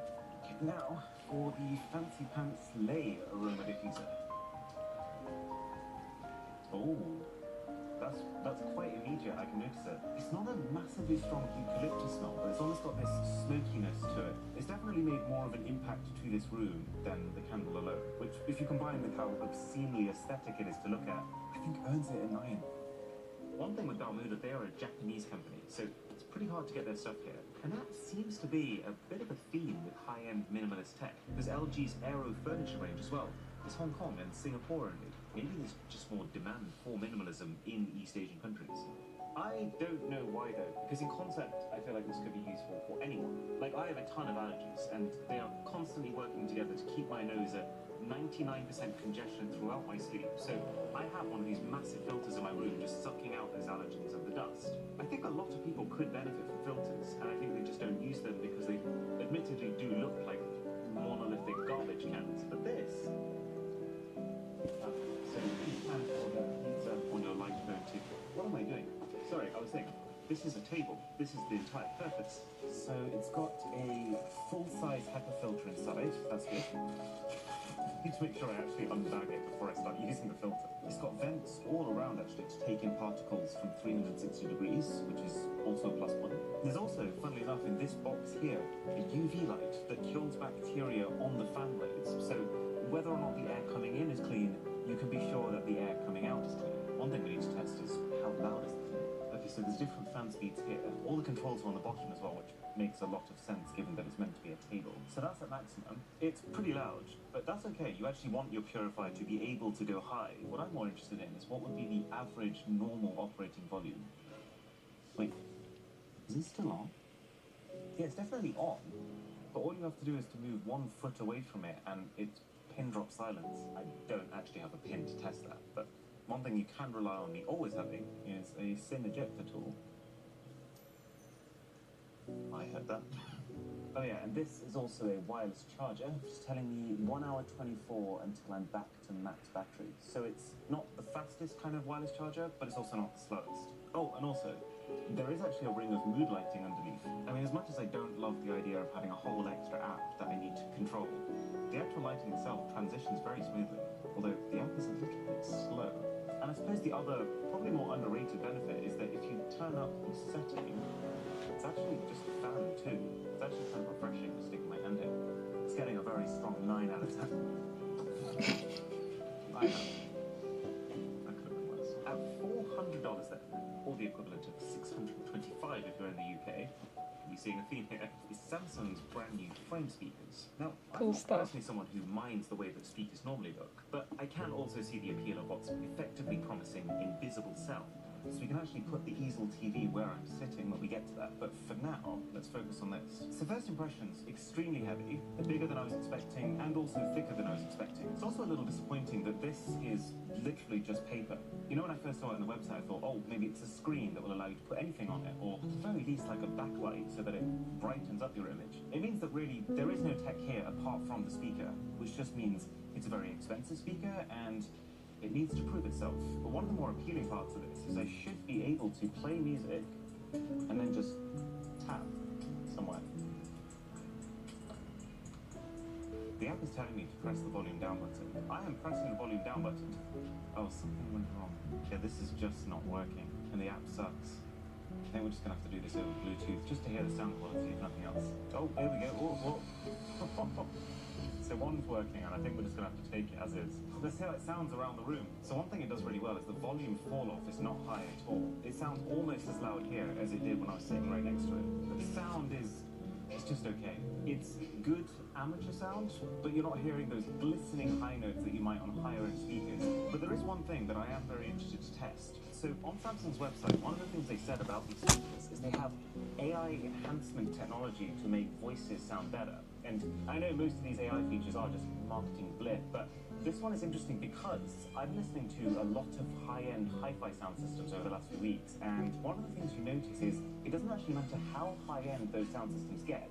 If the track being listened to is not recorded in the perfect environment, which you come to realize is most of them, then it's not going to sound good even on the best speaker system. But a speaker that uses AI to actually enhance the bass recording, well, that can get around that bottleneck. Yeah, I mean, it's okay. It's fine. It's nothing special. The way I would put it is, if you absolutely want a set of loud, bassy speakers, and they absolutely have to be invisible, then maybe this is the way to go. But for the vast majority of people, you can do better with something else. But now we're getting to the real juicy stuff. Grisha and I have actually been trying to put together the perfect 3-day getaway bag for years now. So cool bag. Bag that comes in a bag couldn't come sooner. Please be good. Please be good. Please be good. It looks good. Initial impressions, not the best. So this is ballistic nylon on the outside, and then this is ripstop nylon on the inside. It's the kind of material that you get on those extreme outdoor clothes, and while it might well make it very durable, we're going to test that in a little bit, what it does not do is make it feel plush and comfortable. I like bits with hard forms. None of the tape It's actually came properly, really good still very and comfortable. It feels like this really weird mix of ultra-futuristic design. I mean, like, look how the thing opens. When do you ever see that? With some very cheap, plasticky mechanisms that don't actually give me any confidence in how it's going to hold up in the long term. Okay, so this is the dedicated sunglasses area.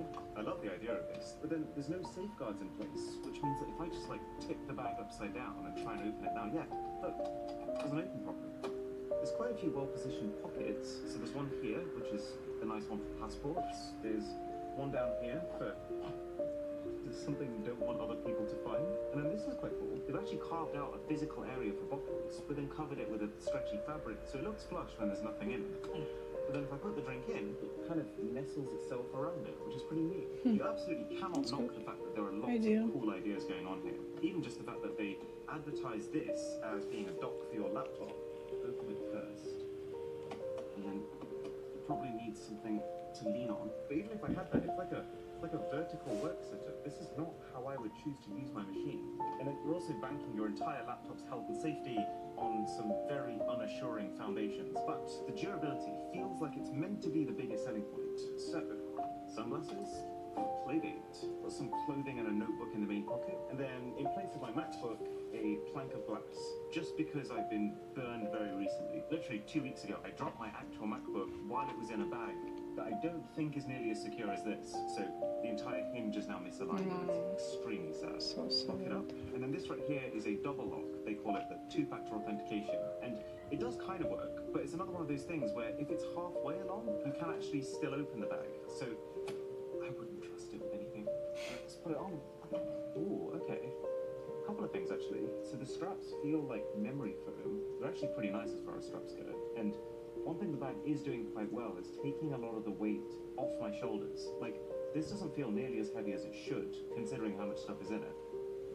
And now we see what it's made of. 3, 2, 1. Oh god! But you saw that. Ooh. The mechanism just opened by itself. So the sunglasses, they're okay. The plank of glass, yep, that's intact. The playdate, alive and well. And the light phone, just about working, as well as light phones do. So I think the bag has earned the right to be able to say that it can protect your stuff in the short term. But it's just, I have severe doubts about the long term. Like, technically, during this drop, the bag was locked. It kind of feels like the definition of a 5 out of 10 product. So we've made the perfect Bermuda tea already, but now it's time for the coffee experience, which is much more involved and hopefully much more rewarding.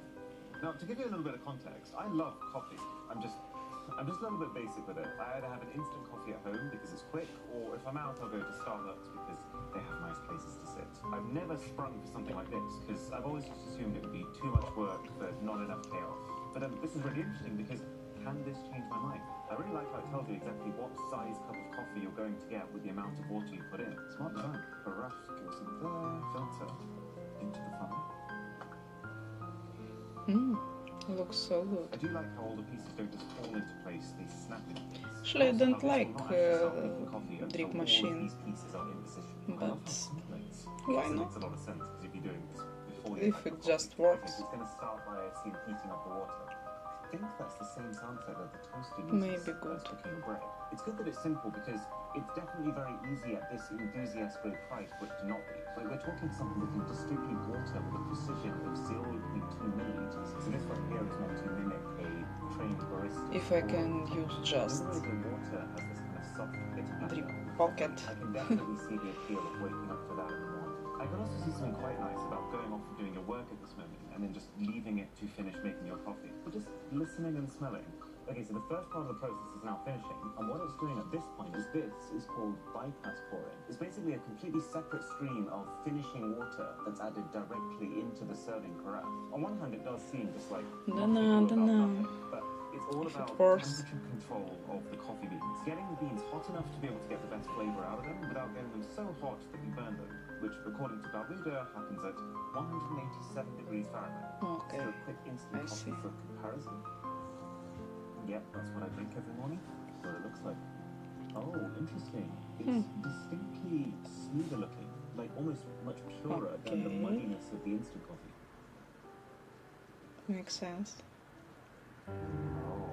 It's got the entire flavour of the coffee, and it's really strong and rich, but then it suddenly cuts. It cuts before the bitterness hits, and my brain's almost expecting that bitterness to come in, but it doesn't. So you don't drink black coffee at all. See if this is drinkable for you. A little bit fruity with a little bit of sugar. That is actually really nice. Okay, I mean, as far as the experience and the flavour of the coffee goes, this is an outstanding product. The only thing on my mind is this is going to be a fair bit of work washing up. Because it's going straight to the carafe and not into the cup that you're going to be drinking from, you've got to wash this, you've got to wash this, and there's no bean grinder here, so there's going to be a whole extra separate piece of equipment that you also have to buy and maintain. I'm going to give it a 9. It's folding treadmill time. But while this thing did look absolutely bonkers minimalistic in photos, wow. I do have some concerns about the practicality. So the thing is, so it's a bit bulkier than it looked on the website. So but small. To be fair, it's got wheels, and the wheels actually make the transportation So job compact. not a problem. It feels like it's got some pretty solid lattice Really like it. in place. And I assume this just falls into... Oh my god. It's cute. Oh yeah, so one thing they were very careful to I like it. was the size of this thick boy cable that you have to plug in all the time. So it definitely does make it a little bit less clean. But then again, to be fair, considering that we currently have a treadmill sitting in our living room right now, it could be a lot worse. So this thing goes up to 6 kilometers per hour in walking mode, and then up to 12 kilometers per hour in a separate running mode, which actually makes quite a lot of sense, because you wouldn't want to be on walking mode without your handlebars and suddenly accidentally reach 12 kilometers per hour. And what I'm on right now is apparently automatic walking mode, so it's actually working out how fast I'm walking and making sure the treadmill is exactly ready for my steps. So let me try the fastest steps I can, and it's creeping up in speed. Okay, yeah, it's at 6 kilometers, I maxed it out. So what if I now try and slow down? This is the scary part. Oh my god, no. I don't think it's adapting quite fast enough to splitting the treadmill into 3 zones, the front, the middle, and the back. If it detects that your feet are often hitting the front, it knows that you want to go faster. And if it detects you're spending a lot of time on the back, it knows you need to slow down. So it'll probably take a little bit of getting used to know exactly where each zone starts and ends. Ow, but there's a definite safety problem here. Unless, of course, you use the handlebars, but then does that slightly defeat minimalism? And now feels like a pretty good time for the TV.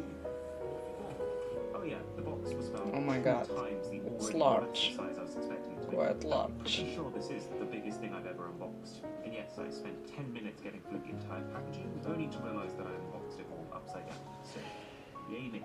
Although one cool thing is, because this comes with the cover off, you get to see the insides of the TV speaker system. So, that's pretty neat. Okay, I think that's on. But more importantly, what on earth does a $7,500 ultra minimalist TV even do? Okay, that's cool. I feel like I'm walking down into the basement hotel spa. Well, part of it is the style. This is designed to look and prop up against your wall, kind of like an easel. But I'm just trying to decide right now if that actually makes any sense. I will give it this, the TV actually does look a lot prettier than I was expecting it to. And the screen quality, the color saturation, it's all beautiful. It's just, why do I want a TV that persistently looks like it's one light breeze away from serious collateral damage? I mean, technically it won't be, because LG actually recommends that even when it's in this slanted position, it's actually drilled into the wall. But then at that point, why does it need to be an easel? From everything we've seen so far, there is no functional benefit to having this, as opposed to just wall mounting your TV. But there is one thing that could change that. So, when you turn the TV off, it's going to enter what they call line view mode. So this is taking advantage of the fact that you technically have a scalable amount of screen on show. This is your TV's always-on display, effectively. What I'm curious about is how much you can customize it. Oh, that's funky. And then you can also display those in front of some interesting-looking architectural wallpapers. Is this just a grand waste of electricity? And it also gives you the option for music. Oh, that's quite a neat way to actually display music in your house. There's cool ideas here, there's no doubt about that. But I just can't shake the feeling that this is basically a slightly worse version of rollable TVs that completely disappear when you're done with them. I see it as a product that's trying to be a clear part of the smart home. You know, this kind of piece of furniture that's a little bit alive. It's a pretty tough product to rate because it is a spectacle, and if you like it, you can't get that anywhere else. But as far as the core value for money proposition, it's basically like a $2,000 TV with a funky transforming mechanism that makes it $7,500. So on that scale, 6 out of 10. Now as for the treadmill, I'm quite impressed with how quiet it is. Like, this is me running at 8 kilometers per hour, and you don't hear it that much thanks to the brushless motor on the inside. It's really neat design. I love that it's got wheels. I love that it folds up. But this sucks. And there's a couple of areas here, like the massive diagonal seam going across the track, where you're reminded that this is not the highest quality product. And like, given that this is the structure that my safety tag is attached to, you can see there might be a problem there. So yeah, I wouldn't feel comfortable recommending this to someone who wants to do some serious running. But if you just want something minimal that can be, well, minimized and tucked away under your desk when you're done with it, there is a decent amount of merit to it. So I'd give it a 7 out of 10. And, well, speaking of things that have been minimized, the gap in subscribers between us and Apple right now is less than 400,000. And when we overtake them, we are going to build the most maximal iPhone ever created. So, thank you for helping us. We are definitely in the super premium price tier at this point, so definitely where Bang & Olufsen belongs. I've not really used any of their stuff over the years, primarily because it just always seems to me extraordinarily expensive for what it is. Like, this speaker is literally the dimensions of a book, but I paid the equivalent of $1,000 for it. Now we find out if it's worth it. I have to say though, it really Well, does looks feel like it is beautiful. challenging you to believe that it can't fill the room with high quality sound, while promising that it can, thanks to active room compensation technology. These are configurable buttons, so you can pick a song or a playlist that you want to activate when you tap any of them. Nothing about the shape or the size of this gives me confidence that it's going to be able to pull this off. Okay, it has a thumb to it, that's for sure. There's already something going on there that defies its size. Let's get up and walk around. There's a definite harshness to it. There's a definite limitation that you feel compared to a bigger speaker that has a bigger dedicated subwoofer that smacks you with deep bass. It's good sound, but you're paying to have that sound in the small package. If you just want pure audio quality, you can do better than that for $1,000. Now, I am not the best at cooking. I'm pretty happy to admit that, but that actually makes me the perfect person to test the Xiaomi cooking robot, because, well, can this save me? Can we also talk about how unbelievably massive this is, and why on earth it needs to come in about 12 separate individually wrapped parts? Okay, but the key question that we need to answer is, while obviously an enormous piece of kit, is this better than the alternative? Trisha being the alternative.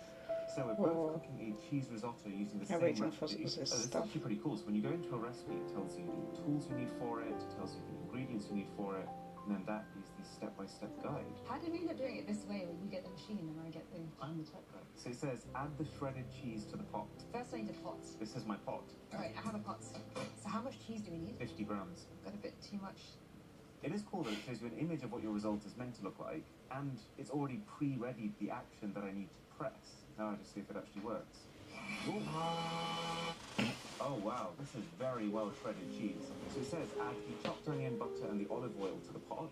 And this is great because in real time it's telling me exactly how many of those grams I have currently put in. Whoa, okay, so it says cover with the measuring cup and then it's going to rotate and cook it for me. Oh, it's like warm, buttery, oniony goodness. Okay, so reverse rotation.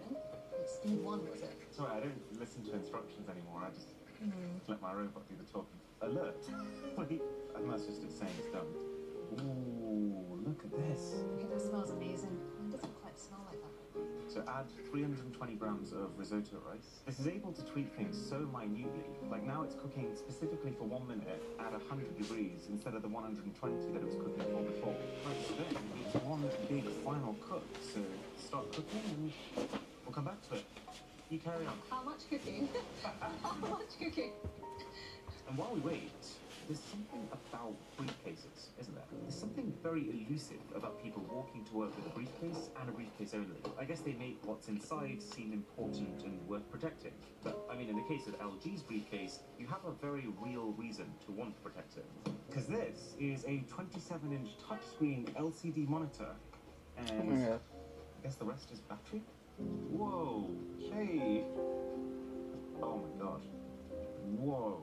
So it goes to any height and then also pivots based on the angle you want to look at it from. This says Dolby Vision Atmos, which means I assume this part is speakers. It's a very interesting prospect, the idea of carrying your entire cinema in one go. And I realize it seems incredibly excessive, but I can also think of quite a few moments where I've wished that something like this existed. Like the Nintendo Switch, for example. So many times I've taken this thing to places that don't have an external screen to plug into. And so you end up in a situation where you pull out the kickstand and it's 4 people crouched around a 7-inch display. Okay, so what better way to break the screen in than with a smash with my arch rival, Arch Smasher, Joseph. Oh no, no, no, no, no, no, no, no, no! This is not representative. One thing I'll say with absolute certainty, there is a massive amount of input lag here. Yeah. This is definitely not designed for gaming. The screen looks quite impressive from a distance, but up close, you can absolutely tell that it's a 1080p panel. I'd say it's a pretty respectable audio experience. While it is cool that you're getting this all-in-one experience, you're paying $1,200 for it, and this is not a $1,200 monitor. Are you still going, Grish? Finish him. No! Oh, dear. Now, one thing, though, that might make this a little bit more interesting is home. This is LG's home menu, and it's not a full-blown Android device. It doesn't have access to everything like your phone does, but it's pretty good as far as TVs go. So it's got entertainment, things like Channel 4, ITV, and then Instant Game, which is a combination of 10% of games that you'd actually probably quite enjoy, and 90% that you wouldn't want to touch with a barge pole.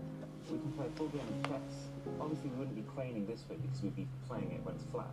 It's not a super slick, polished experience. It's actually the opposite of the play date in a lot of ways, but it's functional. If you really want to play a game of chess on a 27-inch screen, sitting on a beach, you can do that.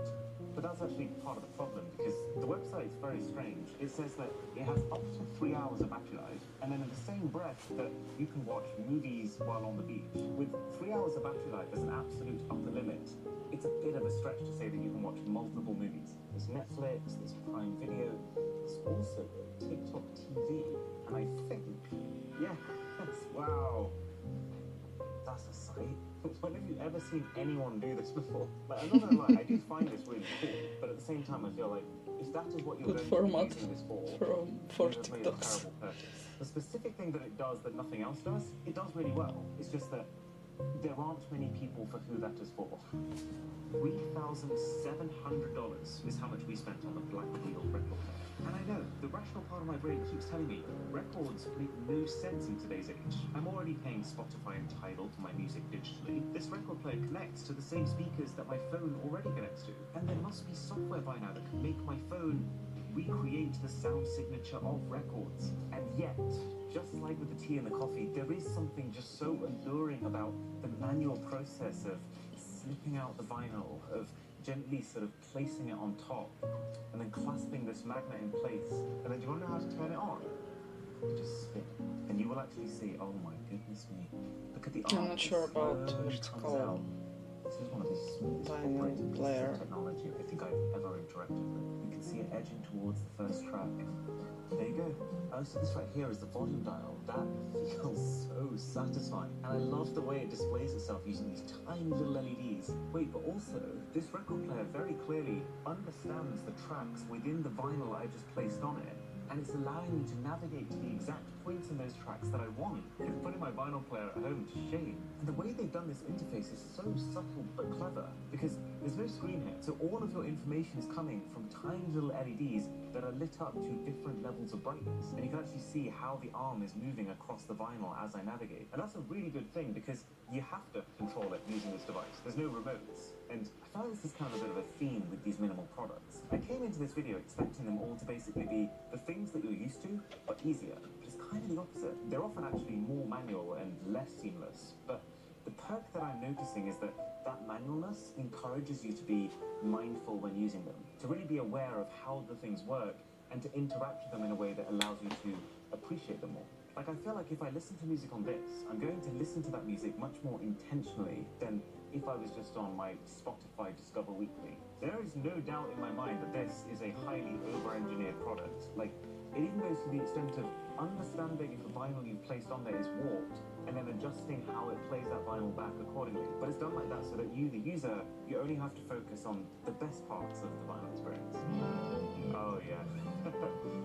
I so see it. I so see being curled up next to a fire with a hot tea and a vinyl.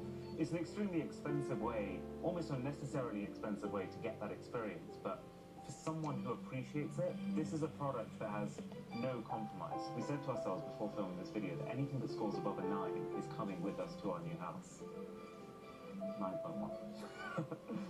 As for what laptop a minimalist would use, well, I have no regrets about the choice we made. I think it's got to be the laptop that's just one completely seamless, uninterrupted screen. Oh, they actually include the keyboard. And, oh, the pen too. Although the fact that I'm so surprised by this does show how dire things have gotten with modern tech companies. Okay, I mean, this 17-inch IMAX OLED folding display, there's no beating around the bush. This is an impressive sight to behold. So what does that mean this can do? Well, I believe, yep, that's a kickstand. So let's say you get back home and you're parked up on your desk. This effectively becomes a 17-inch all-in-one PC. And I realize 17 inches isn't massive in the scheme of monitors, but it feels enormous when I'm sitting right here. And then the keyboard and the trackpad, they automatically pair and they work completely wirelessly. And for day-to-day tasks like zipping through documents and stuff, it's pretty nippy. It's not like uber satisfying to type on, because, you know, this is pretty low-profile stuff we're talking about, but highly functional. But then also, let's say I want to use this like most people use their normal laptops. This should just, yeah, it snaps in place on the bottom, and you can see the screen actually adapts around where the keyboard fits in.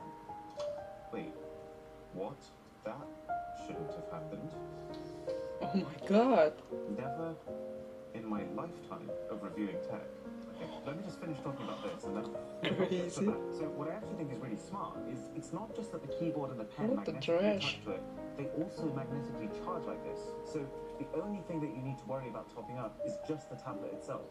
I do think there's big benefits to having all your devices as one device. Like it's so cool. Half a It's the same cup. machine I can do all my typing on. Yeah, I can I'm use a still full-size here. Sketchpad to draw out what I want our future office to look like. Okay, let's see what an IMAX video looks like. The idea of having a media experience like this, just chilling on an Oh, airplane, I see. kind of enticing. Because as well as Good everything else, this is morning. fully able to display HDR video. Funnily enough, this is actually Bang & Olufsen speakers, but it's really loud. It's only at 30% volume right now.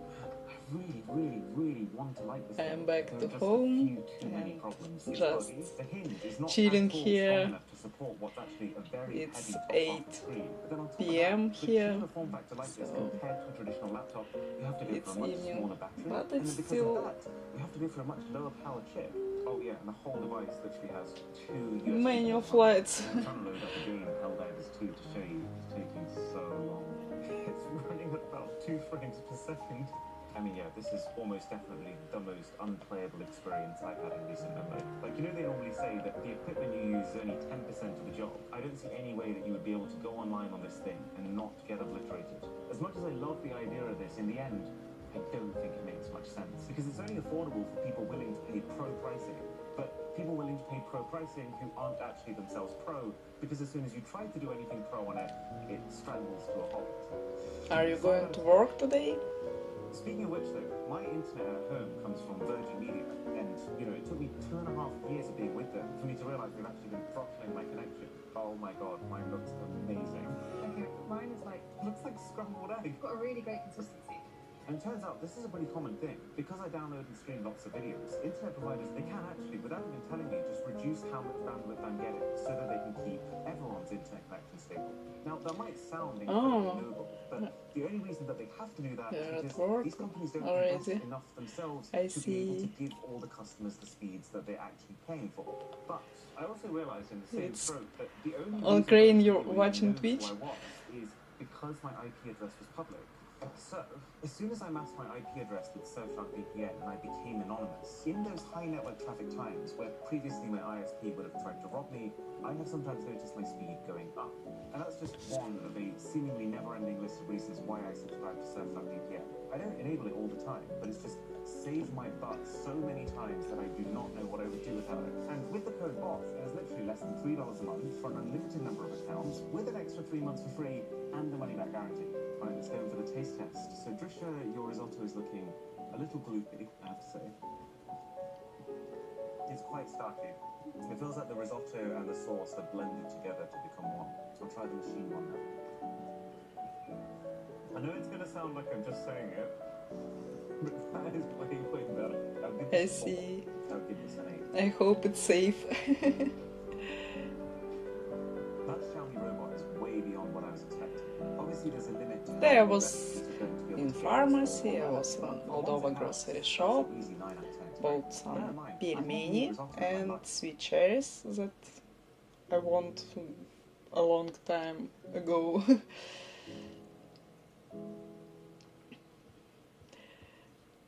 I see.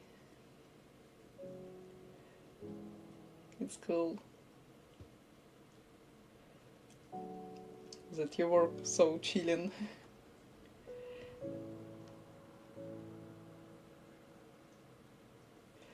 Medication, not really cheap.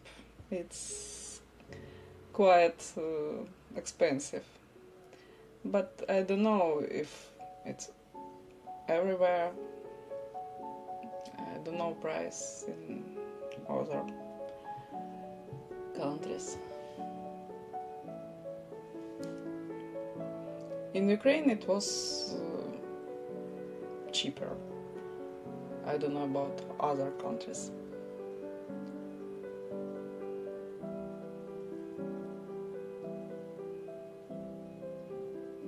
Yeah, it's cool.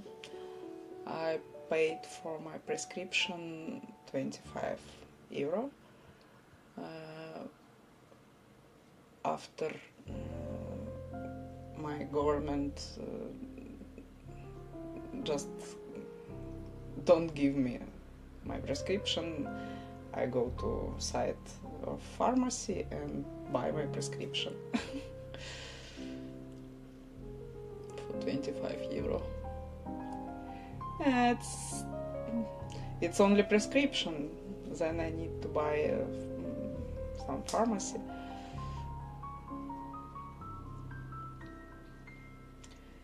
It's not cheap. I'm about to spend $30,000 in the next 5 minutes buying the most futuristic tech on the internet. And then we're going to test it to find out if it actually is the future or if it's all just marketing nonsense. And I need prescription literally for everything. Of course, Xiaomi released a transparent TV. I knew this was a thing already. I didn't realize you could. Thanks God I have good health. And I've never been What are the things we expect the future will have about this? clinics and never had some issues with health. So I'm lucky. It's gonna feel like magic. Futuristic. Maybe, but I have insurance, local insurance, but and it can I can use it for some reasons, but they don't like it, so it's easier for me to just buy my prescription than have some deals with them. Focus its sound output directly to one person. And whole speakers made of glass as well. This is so futuristic. I don't know, maybe. That's interesting. So it's like a smart mirror, but it's also saying that it contains your beautiful new personal trainer, benefit from AI-powered form feedback, live body tracking, and rep counting, all in a hologram wall mirror. I'd be dumb not to give it a go. We can't do a futuristic tech video without a robot. So this is world's first direct drive, self-balancing, wheeled-legged robot. Feels like they really wanted to be first at something. I say that, but this actually looks amazing. I don't think I've ever seen a robot with this level of It's so ability. cute. Okay, well this one has my attention. You can ride it. Hey, 8 miles per hour. Never miss a flight again. Oh wait, it seems like the same company also has another suitcase that follows you. I imagined in the airport. New Ray-Ban Meta smart glasses. Okay, Ray-Ban, I These know. glasses are the best implementation of the smart glasses concept to ever exist. How close can you get to a real-life hologram? You can Yeah. called the Looking Glass Portrait. Oh, it's the only commercially available display on the market that's able to showcase 3D content without the need for eye tracking or glasses. I'm still very confused, but this is the kind of thing we need to test. I remember this company, Woodjet. They make these like haptic vests, so you wear them and you plug yourself into like a game you're playing, and that suddenly allows you to feel the game you're playing. And it looks like they've managed to condense that experience that previously would have involved you wearing this basic Hi, Ziad. to just a strap. How are you? Speaking of straps, one strap, endless possibilities. Flexible stiff. It will be cool. Okay, marketing aside, this actually looks like a really Yeah, it would make airports easier, obviously. around your neck or around your wrist or around your waist and then just twist it to make it stiff. Oh, actually, Oh, do I know a need tech this. company whose entire thing is being futuristic. Gravistar. This is cool. This is my jam. Okay. There's a whole category of speakers called ferrofluid speakers. They use a magnetic fluid to create a visual response to music. These pencils have a Sounds really crazy. interesting mechanism that allows them to self-sharpen.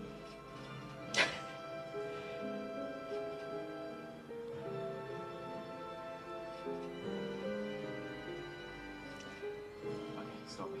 He's I've crazy. never been this excited for the stuff to arrive. It's all finally here. So many crazy stuff. 2 months to arrive. So in a way, we very much are filming this in the future. So let's go roughly from least expensive to the most expensive to find out how much it really costs to experience that next era. So just $10, self-sharpening mechanical pencils. So you know you're using a normal pencil. The reason it gets blunt is because as you're writing, you're holding the pencil from one Looks like angle and kind of usual standing away. mechanical. So these guys realized how to fix that by creating a system such that every single time you apply and remove pressure from the tip, it rotates the lead, so that even if you're writing from one consistent angle, you're actually equally using every side of the pencil. There's really not much to say about it, apart from the fact that it really does It's work. not convenient for, Every pencil could use one of these. The entire sharpening industry with this. I don't know, for use. 6 out of 10. So then, all the way up at $60, we have the Futuristic charger from Grabstar. And actually, while we're at it, let's just do all the Grabstar products. So that's the earbuds and speaker. Whoa. If nothing else, it all looks cool. Looks cool. Okay, so the charger. It doesn't initially strike me as the most space efficient. Yeah, this man buys a lot of, I don't know how to call it's not necessary stuff, just looking cool, but I don't know about. But then at the same time, if all you wanted was a 65-watt power brick, you can get one in a smaller footprint at a lower price. Yeah, junk. Futuristic. You're paying for You're right. You're paying for these rotating ears. You're paying for the fact that the eyes light up. You're paying for the fact that it transforms from a sitting to a standing position, but actually only if you don't have your plug in on top of that, because then it's locked in. 5 out of 10. But then with the earbuds, the design actually has a purpose. These things feel so premium. Like, listen to these sounds. Oh, it's got an RGB lighting strip baked into the charging case of the earphones. You can very much tell this is made for someone who really wants to carry around a gadget. Let's do a sound test. It didn't fit very well, with a good amount of passive noise cancellation without any techno. It's a bit of a shame. The one earphone that is working does sound pretty good, but the fact that straight out of the box one of them isn't connected properly, it's not a great sign for the software stability to come. But you know what the funniest thing is? You know the main extra function of this earbud case? It's a bottle opener. I couldn't believe it. Bottle opener. If you really need it. Okay, earphones and bottle opener. Are so different, but also more importantly, was it worth this? Was it worth carving out a massive triangle in this valuable real estate that is your charging case Yeah. at the direct cost of battery? Futuristic in a dumb. I'm pretty sure then common AirPods will be I'm already liking a lot of the little touches. better. Tiny little rubber pads at the bottom, which means when you plonk it on a table, it massively softens the thud. Okay. Oh. Ready to play. Bluetooth connected. I can respect that. Some nice startup sounds. Oh, there's a ton of different lighting modes as well. You know, Yeah, it's designed to be open straight out of beers the sci-fi movie. This is actually weirdly well suited to camping. with every stuff that I can see. Yeah, solving problems that don't exist. So I'll give it a 5. Alright, let's see what the lighting of the future has in store for us. This is the bioluminescent orb. And I gotta say, I do love the idea of the future where we're not just pumping out greenhouse gases to fuel our increasingly electric lifestyles, but actually harnessing the Earth's natural resources to live a sustainable life. It's kinda fish tank, but with some bacteria. Here is a specific species Small of fish tank. microalgae that can take in carbon dioxide, release oxygen, kind of like a plant. So I just put some on my table. But also in that process produce light-emitting chemicals. So you basically pour what's left into the orb. I'm going to leave that in a place where it's getting plenty of light for now. And then what it says is that it's only going to glow not just in the dark, but specifically at nighttime. So we will just cover the other stuff and move back to it at the end. Oh, just realised there's a massive do not drink on the front. Pyrodynus. Someone's tried it. I can totally see how you think this would be a superhero origin story. I don't blame you. Bro, your table And while we wait to see will be a lamp. generate, let's find out what humans have managed to do. Because this product right here claims to have bottled both fire and the Yeah, I worked pretty much before with fish. Really, all this is a bunch of high-power LEDs at the bottom, shooting up at a default I know which refracts them. And I mean, a lot of them. like the glass Not of fish tank stuff. the reflections it makes on the walls and especially the ceiling, kinda really genuinely interesting to my profile. kind of delivers on its promise. Plus, you get a little remote to change the colours. I really like this one. It reminds me so much of the reflections coming off water. But here's the thing. I hate these These remotes are a sign that what you I actually have have at the core of this product plenty of these remotes. I don't know, maybe 20 in my house for voice for controlling. But the old stuff that I bought. this was meant to rotate by itself. Nowadays I have this remotes. Which does not bode well for the overall quality of this thing. So the idea is great, it can be pretty, but this is just a bit sad, isn't it? 4 out of 10. At $80 then, we have what's claiming to be the future, or the phone stand. More. And while initially I could not wrap my head Ah, around how a phone tripod. stand Okay, possibly be okay. $80, now I can see it. It's This interesting. is the more I like it. You know, the whole flexible I like stiff thing. some. It's that. Now the company's being pretty tight-lipped about how exactly it works, but it seems like this lever here is basically a crank that tightens or loosens the internal structure sitting under this fabric. So the company's idea is, let's say you're walking around on holiday and you carry your phone around your neck, as you do. The second you want to take It's a photo, only for phone, stick. so Slightly bent one. I don't much Not really what I'd use it for. What I'm more interested in is, can this be a way to mount use your phone onto like a any phone. surface to take a I weird prefer shot, for cam. example? The answer to which is I have this one, yeah, pretty much. and it I looks have an idea. like So I'm thinking, hypothetically, if Almost. I was in the back seat of the car and I wanted to watch a TV show while I'm on the go, but I can use it for cam, not only for I feel like there's a phone. lot more you can do with this than I've even realised at this point. And I use it every day. It's convenient. Which is such an awesome name for what seems I'm to be the not Russian, I'm Ukrainian actually, but I know Russian and Ukrainian language too. For now I'm just learning English, as you see. $1 ruler does the exact same thing. Who asked for them to overcomplicate it this much? Well, for starters, this thing is accurate to the nearest 0.01 millimeters, which is a level of precision that you can't get by just eyeing it. The fact that it's digital means that you can change units on the fly. You can flip between millimeters, inches, even meters if you want to. Digital But ruler. also, you can do crazy stuff. Like, let's say you're measuring an architect's drawing, or a map, for example. Just bought one yesterday. It's just a bit bigger than I was expecting. So, you know a lot of these drawings have a scale, right? Like 1 to 500,000. Or in the case of this map, 1 to 5. You can let the ruler know that scale, and then as you're measuring, it will not just tell you how many millimeters it is in reality, but also what the actual real-life distance is of that space really. Or another example, let's say that you wanted to divide something evenly. You can choose on this ruler how many divisions you want, and then you literally just pull the slider across, and it will tell you exactly where to make those. Where are you from, Zia? Yes, completely next level for the people who actually have use for it. Also yes, 8 out of 10. So now, on the complete other end of the spectrum, are shoes. Yeah, apparently Future shoes only come with half the packaging. So we already know that this shoe, it bends in half. But why? Well, this entire range of Fly's products was actually inspired by a letter Maybe from it's Matthew convenient, Wilson, I a don't 16-year-old know. living with cerebral palsy, who said that because of his disability, he couldn't. My relationship with shoes is hard. So, Morocco. Oh, that's cool. Nice to meet you, Ziad. That allows the shoe to snap into the open and closed positions. You need this tension band that spans both sections. You need to make sure that the sole stays flat when the shoe opens so that it doesn't form a crease. And then on top of that, a kickstand, which is what actually allows you to... I love Twitch, I love YouTube, because every day I can talk with all world around, with people from any countries. It's so cool, I really like it. That's why I'm here. So nice to meet you guys. And then when you want to take it off, a little bit of pressure on the bottom there, your shoe folds in half. It's crazy.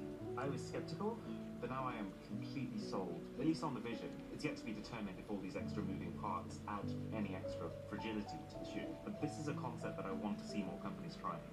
9 out of 10. So I've tried haptic vests before, but what's really interesting to me about this Ouija strap is how it's got the potential to still add another dimension to games and music without having to look like you're gearing up to go to actual war. Okay, so the way this works is it basically sits in between your sound source, let's say your PS5, and then your sound output, let's say your headphones. it intercepts that audio and then it turns the low notes, which could be gunfire or you crashing into the wall in a car, into physical impact that you can feel, and then passes on the rest of the audio for your headphones to play as usual. It does have physical ports when you want to manually wire something in, like I've done for my PS5 controller, but it is also fully Bluetooth, so that's how it's paired to these headphones. Somebody Would you? Screaming. Oh, and then there's also an app where you can control volume, you can control intensity. Obviously, we're on the maximum, but also you can control RGB color, which feels a little silly for me for a device intended to not actually be looked at. It was scary, actually. Just can be standard, loungy, jazzy. I don't know. I hope not. I don't know who it was. The experience of feeling like you're in a car. I hope it's not my neighbors. One of those, like, steering wheel accessories that I've seen a lot of people buy. Like, I feel like I'm feeling the real texture of the road and the grunt. Yeah, I'm screaming. You'll also probably notice the way that different cars feel physically. Okay, I'm just going to go for it. I'm just going to steer off into the fence. Okay. So the final impact was not actually as much as I thought it was going to be. I don't think this has the single-handed ability to deliver the authentic car crash experience. This probably isn't the way to make it feel like if you're playing COD that you're actually heading into a real war zone. But what it is a really effective way of adding in that general lower level immersion that you probably don't realize you're missing until you take one of those off. I wasn't wooed. Good. Okay, also around this price, the invisibility shield. You live in UK? It's cool. I live in Ireland now, but I'm Ukrainian. My vape is banana today. Before I smoke a lot cigarettes, but I'm trying to quit for many years and I really stuck with it. And my medicines that helped me before are banned in Ireland and I just waiting for this medicine and use it for my addiction. No, I don't smoke cigarettes for now. Pretty long time, more than a year. But I need this. Maybe someday I can quit it at all. Look what happens when I pick up this depth slider and drag it across. You oh my god. See the image being manipulated in real time. Here is around 20 euro. Visualize how impressive this is. You know there's holographic bookmarks. I am not sure, but something around 20. From like 4 different perspectives. Yeah, thanks a lot. We have it feels like an unlimited expensive cigarettes, but not so much. So this program is also connected to ChatGPT and can apparently allow you to talk to yeah, they're doing right actually. But it's not easy. It's not easy for many people. I don't know, it's kind of genetics or psychologically. I don't know why, but some people quit easy, but some people cannot do it easy. And I don't know why, but this is our world and it works. Now everyone vapes. Yeah. What a weird way of saying 3. What's your favorite? Be safe from this shit. It's really bad things. I smoked a lot before and it was hard for me to change it for vape, at least. Oh, it's cool. Oh my god, this is a 10 out of 10. This is a taste of the future. 7 years ago. Yeah. Right. One of the things that I think about a lot when it comes to the future is how language barriers just won't be a thing. Tech will be able to make it so that you can still have completely seamless conversations with people. Yeah, I have Instagram, it's in my profile. So are these that I product? have links Okay, so Trisha, you are a Spanish to my speaker. Instagram, You have spoken Spanish. Twitter, Yeah, this is gonna test my high school Spanish. High school Spanish. Kick, Okay, that's good. Twitch, One ear bud in. I'm going to put the other ear all bud in. And links. there's a mode here we're going to click called Simul mode. Hello, how are you today? $25. Yeah, it's not real for using. Yeah, I agree. That's what it comes up as. In Ukraine, we had cigarettes for only, let me remember, €4, for a pack. Close to your mouth so it picks up the sound well. And then it's the app. It's the app that doesn't require you to keep pressing buttons. It just listens out and allows you to have that conversation in real time. We've used the Google app a few times to try and talk to people who don't. And it's kind of like I see.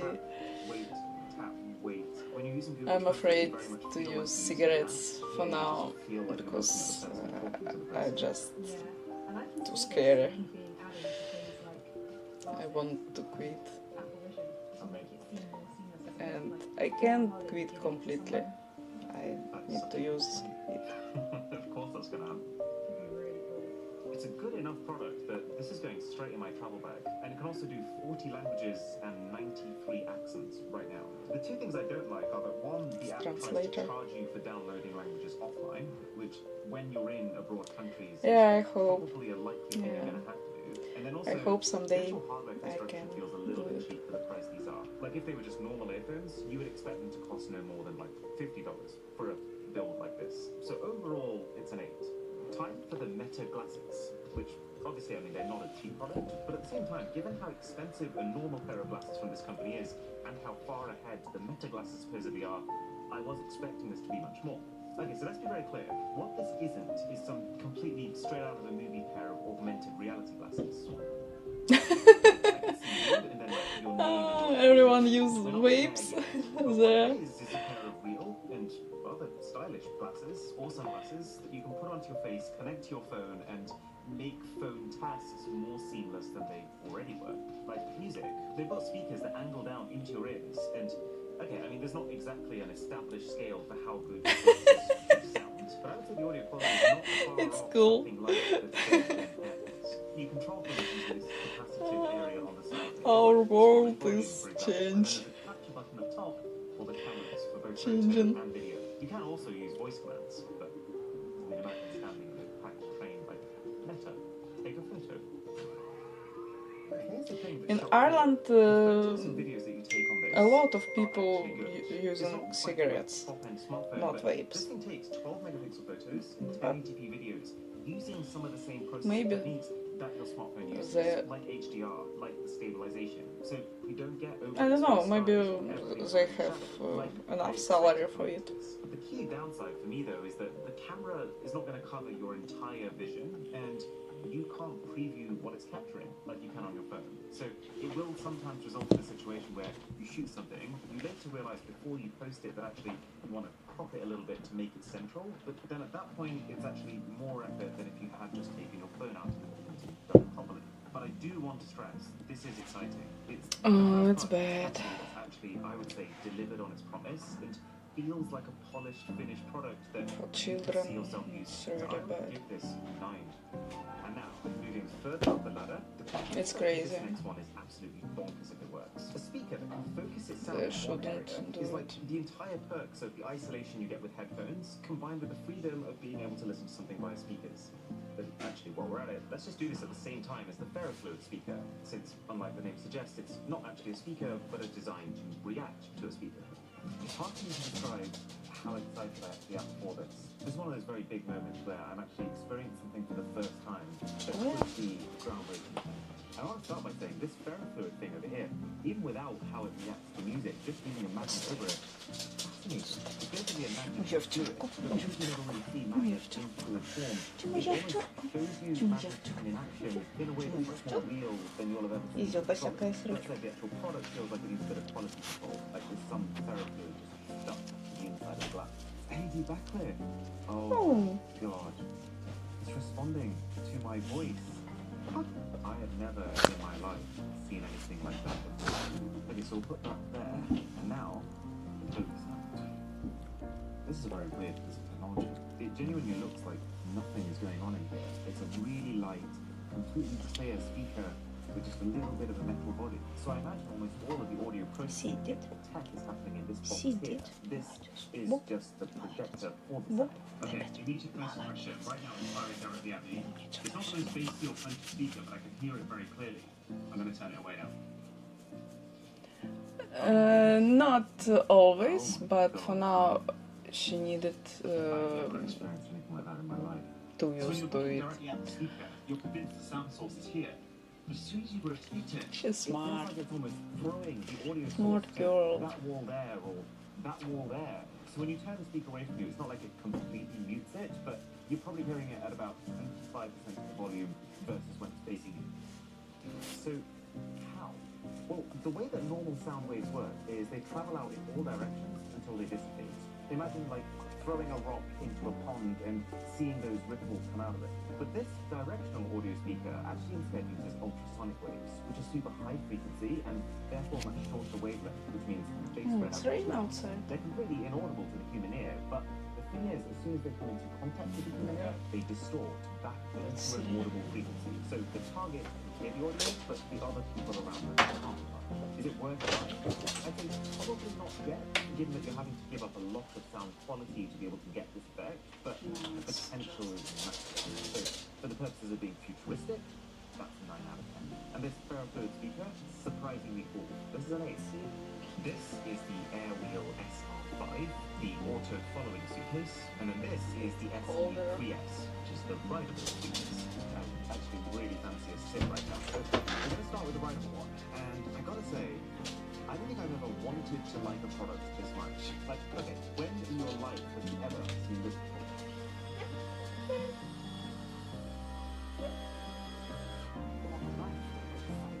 There's a massive power bank attached to the back of it, which means that you can plug your phone in, charge it, and then you sit down on the thing, and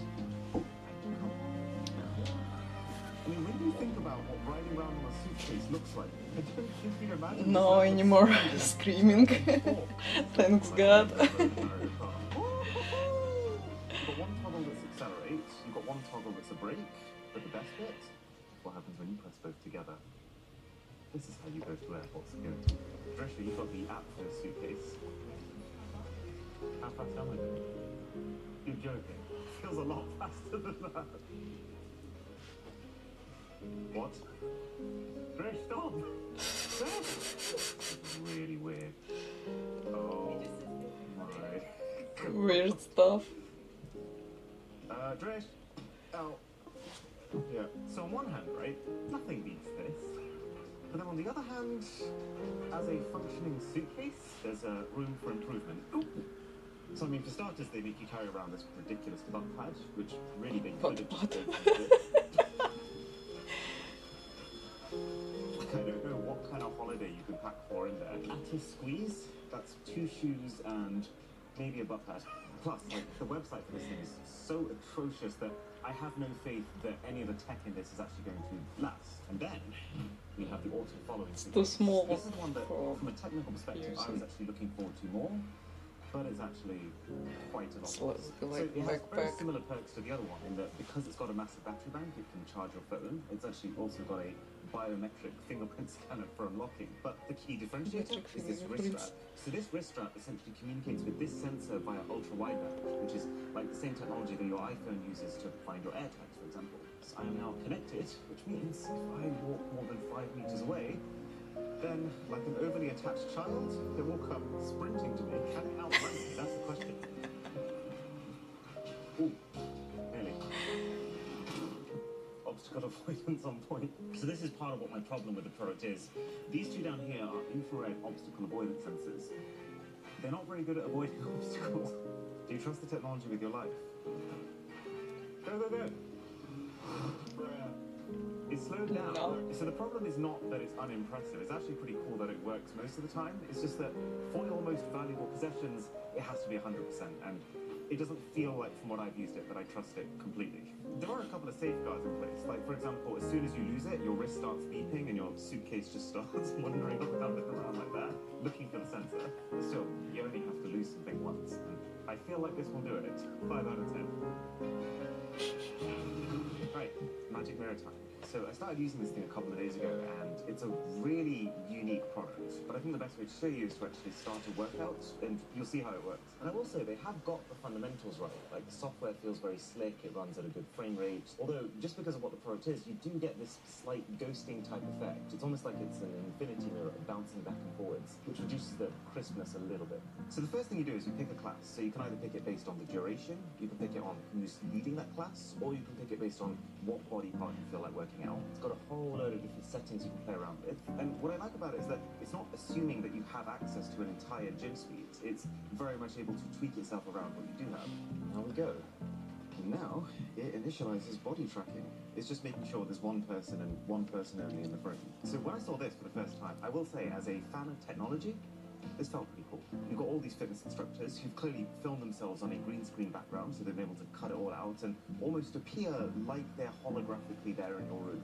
But it actually gets cooler, because you click right here and you have access to music, and every bit of music outputted by this mirror is generated by AI. So every time you do a workout, you are hearing different tracks. And then part of why that helps is that you can separate the music volume from the speech and the sound effects volumes. Because yes, it talks to you. Like, let's say I am actually following along to this workout, it will tell me off when I'm doing it wrong. Right, so is it good? Well, there's a lot of things I like about it. I like the fact that it gamifies workouts. I like the fact that it feels like there's almost a watchful eye over you so that you have some company. And it does smart things. Like, when you first input the weights that you're lifting, it will slowly use artificial intelligence to amp up the workouts to make sure that you're progressing.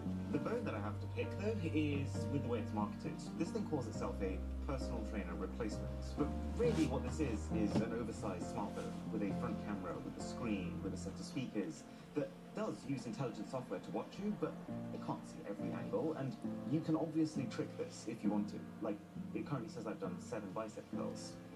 I haven't done 7 bicep curls. 2 plus 2 is 4. This isn't a complete replacement for a personal trainer, but it is really good for people who don't have access to one. So, 8 out of 10. You know, cycling used to be such a massive part of my life growing up. And so this idea of me revisiting it now, but using something that looks like it's straight out of Tron Legacy, is kind of crazy. Okay, we have to talk about this product. Is it futuristic?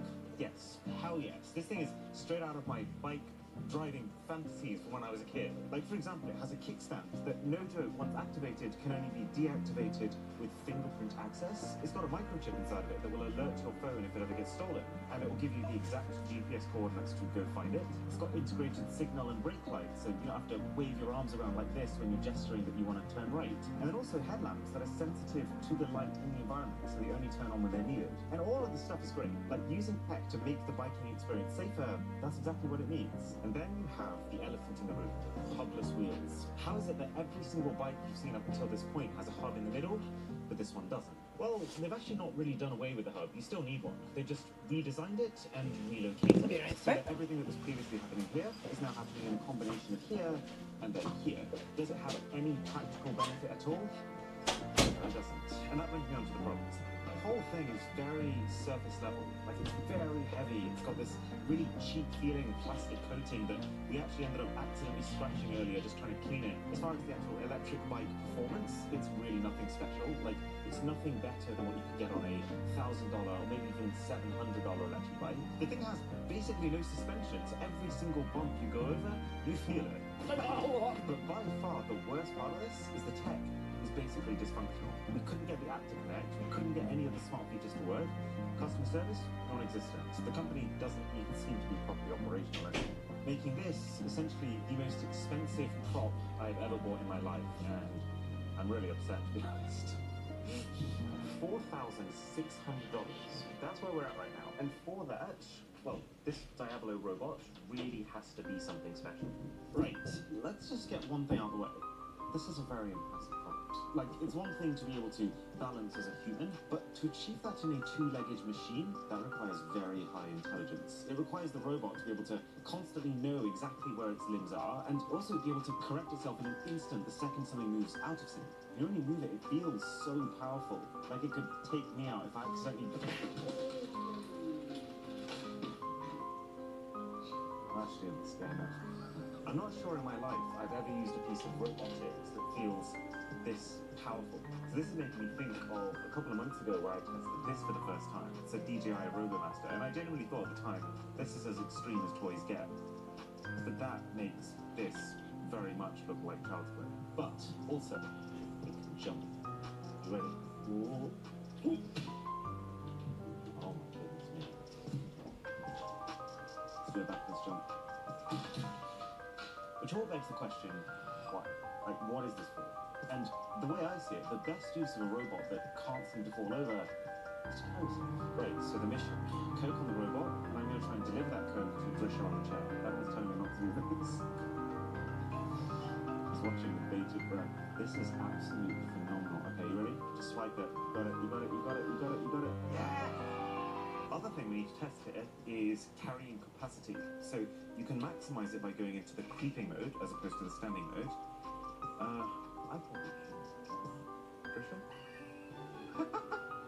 It works! Gonna have a race. It's gonna give you a morph strap for when I blaze ahead of you. Catch me winning. No! No, no, no, no! Yes! Oh, how do you stop? Oh, and the final added benefit is we now have a new robot to control our camera shots. Wow. This is absolutely insane. This robot's got to be a 9.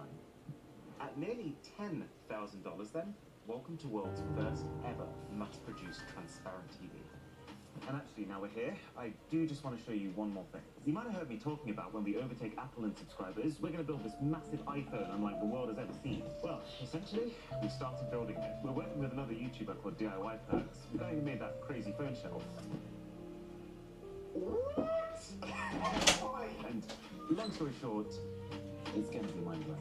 Like, just to give you an idea, the camera on the phone is an actual proper DSLR camera, and that's just the icing on the cake. I'm here. On Apple, but we just need a little bit of help getting there. So if you enjoy our videos at all, and if you want to see this masterpiece of a film, oh my god, then a sub to the channel would be pounds. Sound crazy. Alright, so the TV itself, I mean, this is every bit as cool and futuristic as I'm stating it. It's basically like a normal TV. You've got a layer of glass, a translucent layer of OLED pixels, then another layer of glass, except that the way the blacks are represented is by transparency. And insanely cool as that is, it does create a bit of a paradox when you're watching content. Like, for example, if it does what a TV does best and produces really bright, vibrant, striking visuals, in then Ireland, it's not doing a very storms good job of being transparent. is And if it does a very good job of being really transparent, rarely. it's doing a less good job than a non-transparent TV. Not The often. limitations are very obvious, like how pared back the Everyday resolution drizzling, is only a 1080p screen, which is but stretched out to not, a 55 not inch panel. more. Not the sharpest, but that doesn't mean I'm not glad this exists. Like, combine this tech with electrochromic glass, which is what tinted windows use to tint themselves, and you maybe do actually have something big on your hands. This isn't a practical TV, but I mean, the way I'm looking at it, it's kind of a piece of art. So I'm going to give it a 7. Alright, just before nighttime where we test the orb, I want to show you our final futuristic gadget. This is the Insta360 X3 camera. See, here's the thing, in most major cities, They have trying to use a drone X4 to already. get shots of the city is strictly prohibited. Is 8K. But drones are not the only way to get drone-like footage. Get one of these X3 cameras, stick it onto one of the company's 3-meter invisible selfie sticks, and the camera basically uses some very clever software trickery to remove that selfie stick from the image, giving the impression of a floating camera that follows you around at all times. It's quite funny, actually. It's become this whole trend. Like, you can literally go onto Instagram now and search "no drone, no problem," and you'll see thousands of people who've taken stuff like this. And you would actually be hard-pressed to tell that it's not taken on a high-end drone. And here is my attempt at the same thing. That is pretty cool. And if you want to try it for yourself, Looks I've cool. got basically the best deal that you can get in the description right now. Yeah, we have lots of wind, but not You need to actually take shots like this. storm. It's fire all time. we can't see anything so far of note. We have rain, If we turn the light on, wind, can't see but anything else. it's not tornado, you know, it's just That's amazing. good wind. So human eye is very impressive. But then I suppose, how often are you going to sit there rotating your bulb? I'll give it a 6. I am abroad in Japan with Abroad in Japan. Clever. I see what you did there, Aaron. And we're about to spend $10,000 buying the coolest tech that this country has to offer. And then we're going to test it to see how Japanese tech... Last time we had hurricane, Sounds good, man. All right. Well, let's get maybe a going. month ago.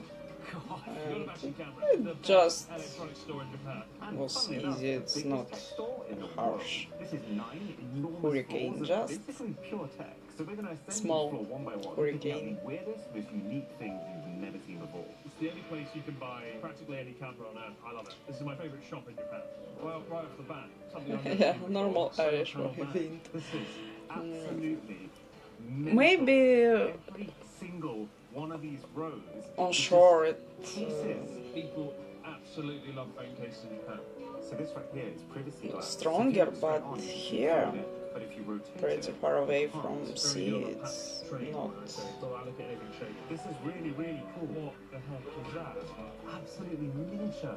So you take your phase on that throughout the day, connect it to this wirelessly, and then Not you crazy, print just some photos. normal. I've never seen this back home, and I wonder if Yeah. there's a societal reason for that. People love tiny things. Alright, It's that description. idea. It's sort of cute, isn't it? So when you want to buy things, you just take the tickets instead of the thing. Exactly. All you need to put in your basket Is at least if Yeah, but Dublin and it's if you don't want to carry things around the store. pretty big city, so to process the depth of this store. I live on another side of Dublin. So these are actually It's smartphones. I've never seen a watch like it. It's got a big tin camera, maybe and it looks like 15 kilometers signal as from well. shore, So the idea seems to be this is not from just an coast. accessory to a phone, but it is a phone. I think the R1S is the way to go. We're only on the first floor. We've already seen so much interesting stuff. Here This brand pretty Aquos quiet. is a spin-off of Sharp, and Sharp is one of the big Japanese suppliers. Aquos were really popular, but they've sort of died off now. They're still one of the big players in Japan. And they actually have a top-of-the-line, $1,000 plus flagship phone. You have to try it. Oh, we're sitting down. This is why I don't like buying phones in Japan. I think it's been 20 minutes, maybe half an hour. We're still waiting for our phone. He did a little, like, unboxing ceremony. It's like when the hairdresser shows you the back of your hair. What are you doing? Okay, thank you so much. Okay. A miracle. An absolute miracle. So this is really interesting. The Samsung phones don't say Samsung on them. Yeah. They just say Docomo, which is the provider, and then Galaxy. And that's because Samsung is not overly popular as a Korean company. Essentially, what I'm trying to work out is what phones have flourished here. So Asus, you never see that in stores in the UK. Compact phones seem to be well here. Yeah. Asus This phone, must be one of the only places where Sony phones have a massive never presence. seen. It's a shame because I think Sony phones are really good, I agree. but they just don't do anything special enough to stand out against Apple and Samsung. Yeah, this is it. This is like the full Sony lineup. Oh, no way. Nothing Phone 2 in the store. Nothing phone? Again, never before seen. It's actually such an Apple thing to do, is to create a separate part of the store that they call the Apple area. And this is really nice. They've got their own table decor. It almost is like an Apple store, isn't it? Like transported into the Odabashi. They definitely Oh, the I tables, see. Like, you look at the Microsoft Surface table compared to the Apple table. Oak from the mountains of central Japan. Okay. More Part two. beaches. Final last. Just printing. Look at this, printing everywhere. Phones East are and printing West enthusiast. Coast. Power supplies, motherboards, and if you wanted to build your own PC, you could do it entirely from this store. Absolutely. And you can pick your chip all the way up to like the very Wow. best 4i9. You call that a Wi-Fi router? No! I see. Do you feel powerful just holding that? This is how you launch cyber attacks around the globe. Oh wow. They use this little mug for cooking and preparing soup. It's kind of like a kettle, but it's the kettle for your food. Let's try a cook mug. Hey, mug in. Nice. I want to say this is all desk equipment. Very cute, cuddly mouse man. Mouse pad. It's like an extreme version of a wrist rest. Let's get one Oh, of those. wow. It was not big enough. We got a whoa, what the hell is this? We have beaches here too, but I don't know To switch the button. for kind of people is it? Because our North Atlantic Ocean, it's not for swimming, you know? It's too cold. Caught it on the first bounce. How was I meant to assume that was gonna come out? So you can tell what's happening here is it's got the optical sensor on the inside. Maybe some people can do it, but I'm not. Very, very interesting. It sounded like one when I dropped it. Oh, such a horrible noise. Oh, the mice keep going. These are all mice. This is keyboards. Oh my god. The noise is kind of nice at first, but I think it's driving mad. But yeah, how loud it is. It's Keeps cool. someone up at night. What's this? Whoa. It almost looks like it's like I love sucking sea. the teeth, and then that one's piling into the gap. Yeah, so this I think everybody loves sea. It's like proper dense equipment at home. You can buy one right now. And I can buy one right now, £80. which I will. This is very interesting. Let's get it. Does this tone your feet? It's supposed to mimic walking, I think. I've always thought the idea of exercise equipment that you can have done to you as opposed to you having to do. That sounds very lazy. Well, this might be it. This might So be you can it. stand on that and it'll move your feet, and that's the same as walking. Just generally, the beauty section here is vast, as is shaving. And it makes me realise very, very few men here have a beard. Right? Yeah, quite like a laser guided shaver. Oh, you got to get that. What is that? Ion Boost Moisture. It moisturises your face and warms it. It's probably the single most Looks cursed pretty scary. tech I've ever seen. At least you've got your thumbnail sorted. Oh, true. Go on then. Halloween face mask. Shame this for you, Chris. We were making good Face progress mask. in the store, but then we saw the camera section, and it genuinely stopped us in our tracks. My favourite bit. Every camera, every lens, every accessory. If you're into filmmaking, photography, this is heaven on earth. This is a $20,000 camera here. It's very difficult to find this. What have you got It's there? really- Oh my god! Didn't even see the end of the lens. I can see into another dimension with this. It feels like criminal sort of technology. That says 125 times optical zoom, 4K. So if I zoom in, wow. Wow. Oh my goodness, it just keeps going. It's legal. Oh my god. Wow. Look at the size of the lens. To get this kind of magnification, you have to create massive difference between the glass and the sensor. My god, don't drop that. It looks like an RPG. Look at the size of the camera and then the size of the lens. It looks like the kind of thing you'd use to contact extraterrestrial life. Look at that. That looks like the devil. Oh, they've got shocks here. Definitely get a pair of those. Oh my god, those are the Bang & Olufsen configurable panels. So each one of these panels is a speaker. The more you connect in, the bigger your speaker system becomes. Yeah. Oh my goodness me. You actually get so much sound separation because your audio source is spread across such a wide distance. Bass is not bad either. That's so cool. Like, it's a piece of integrated furniture that's also like a really good audio source. But it's so expensive.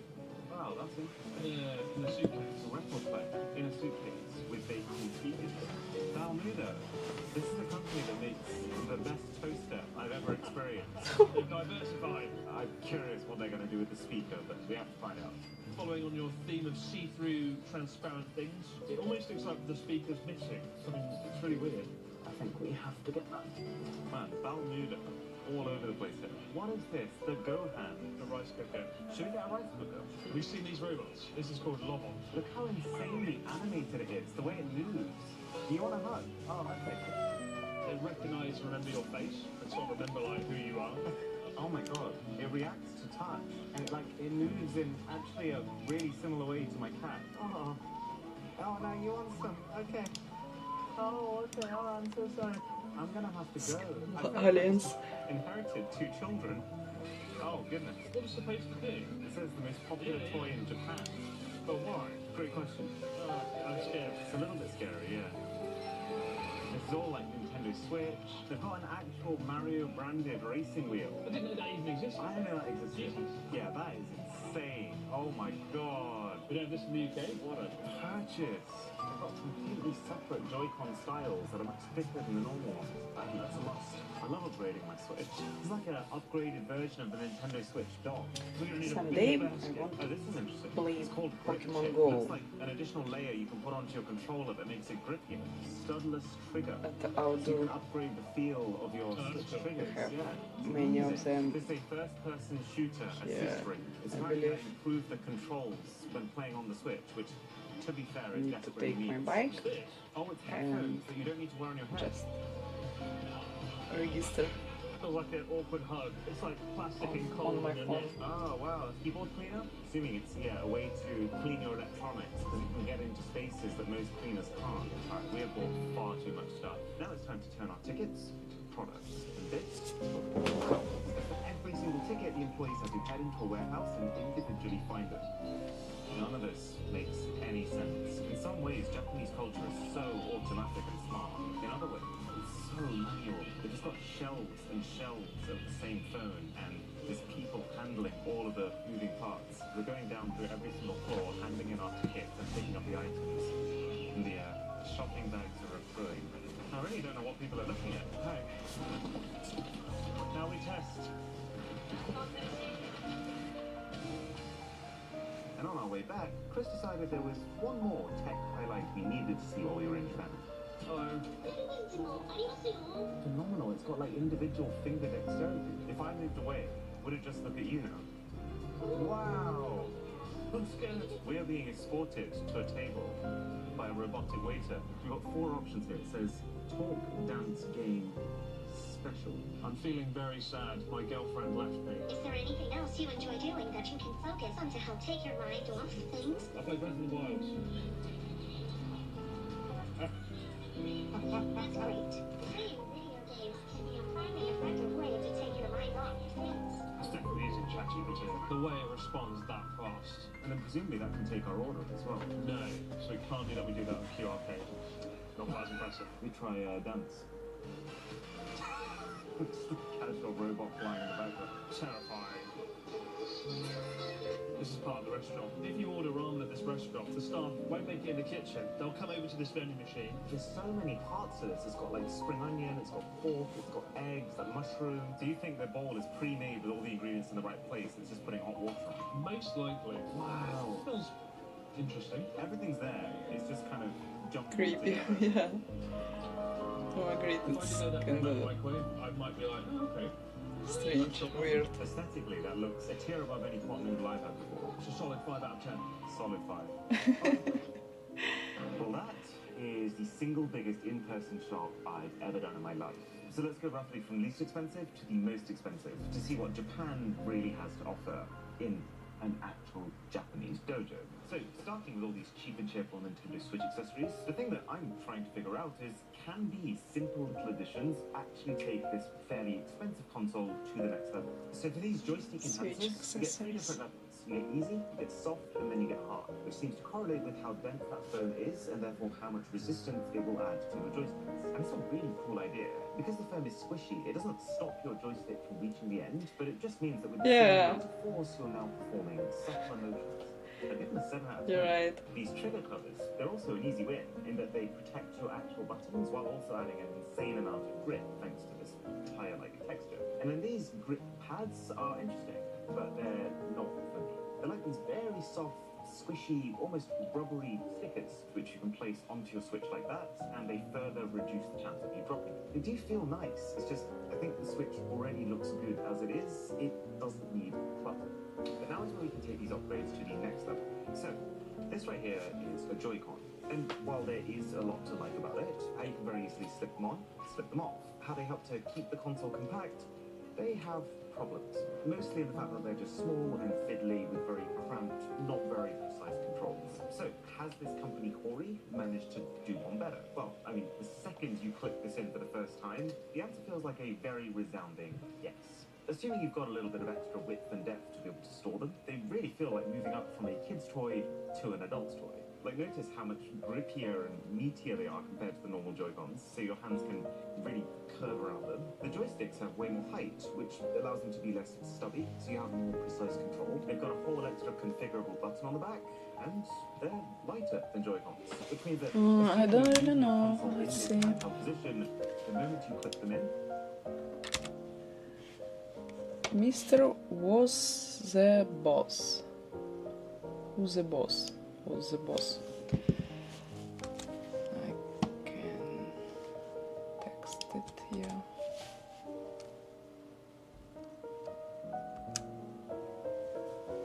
This one.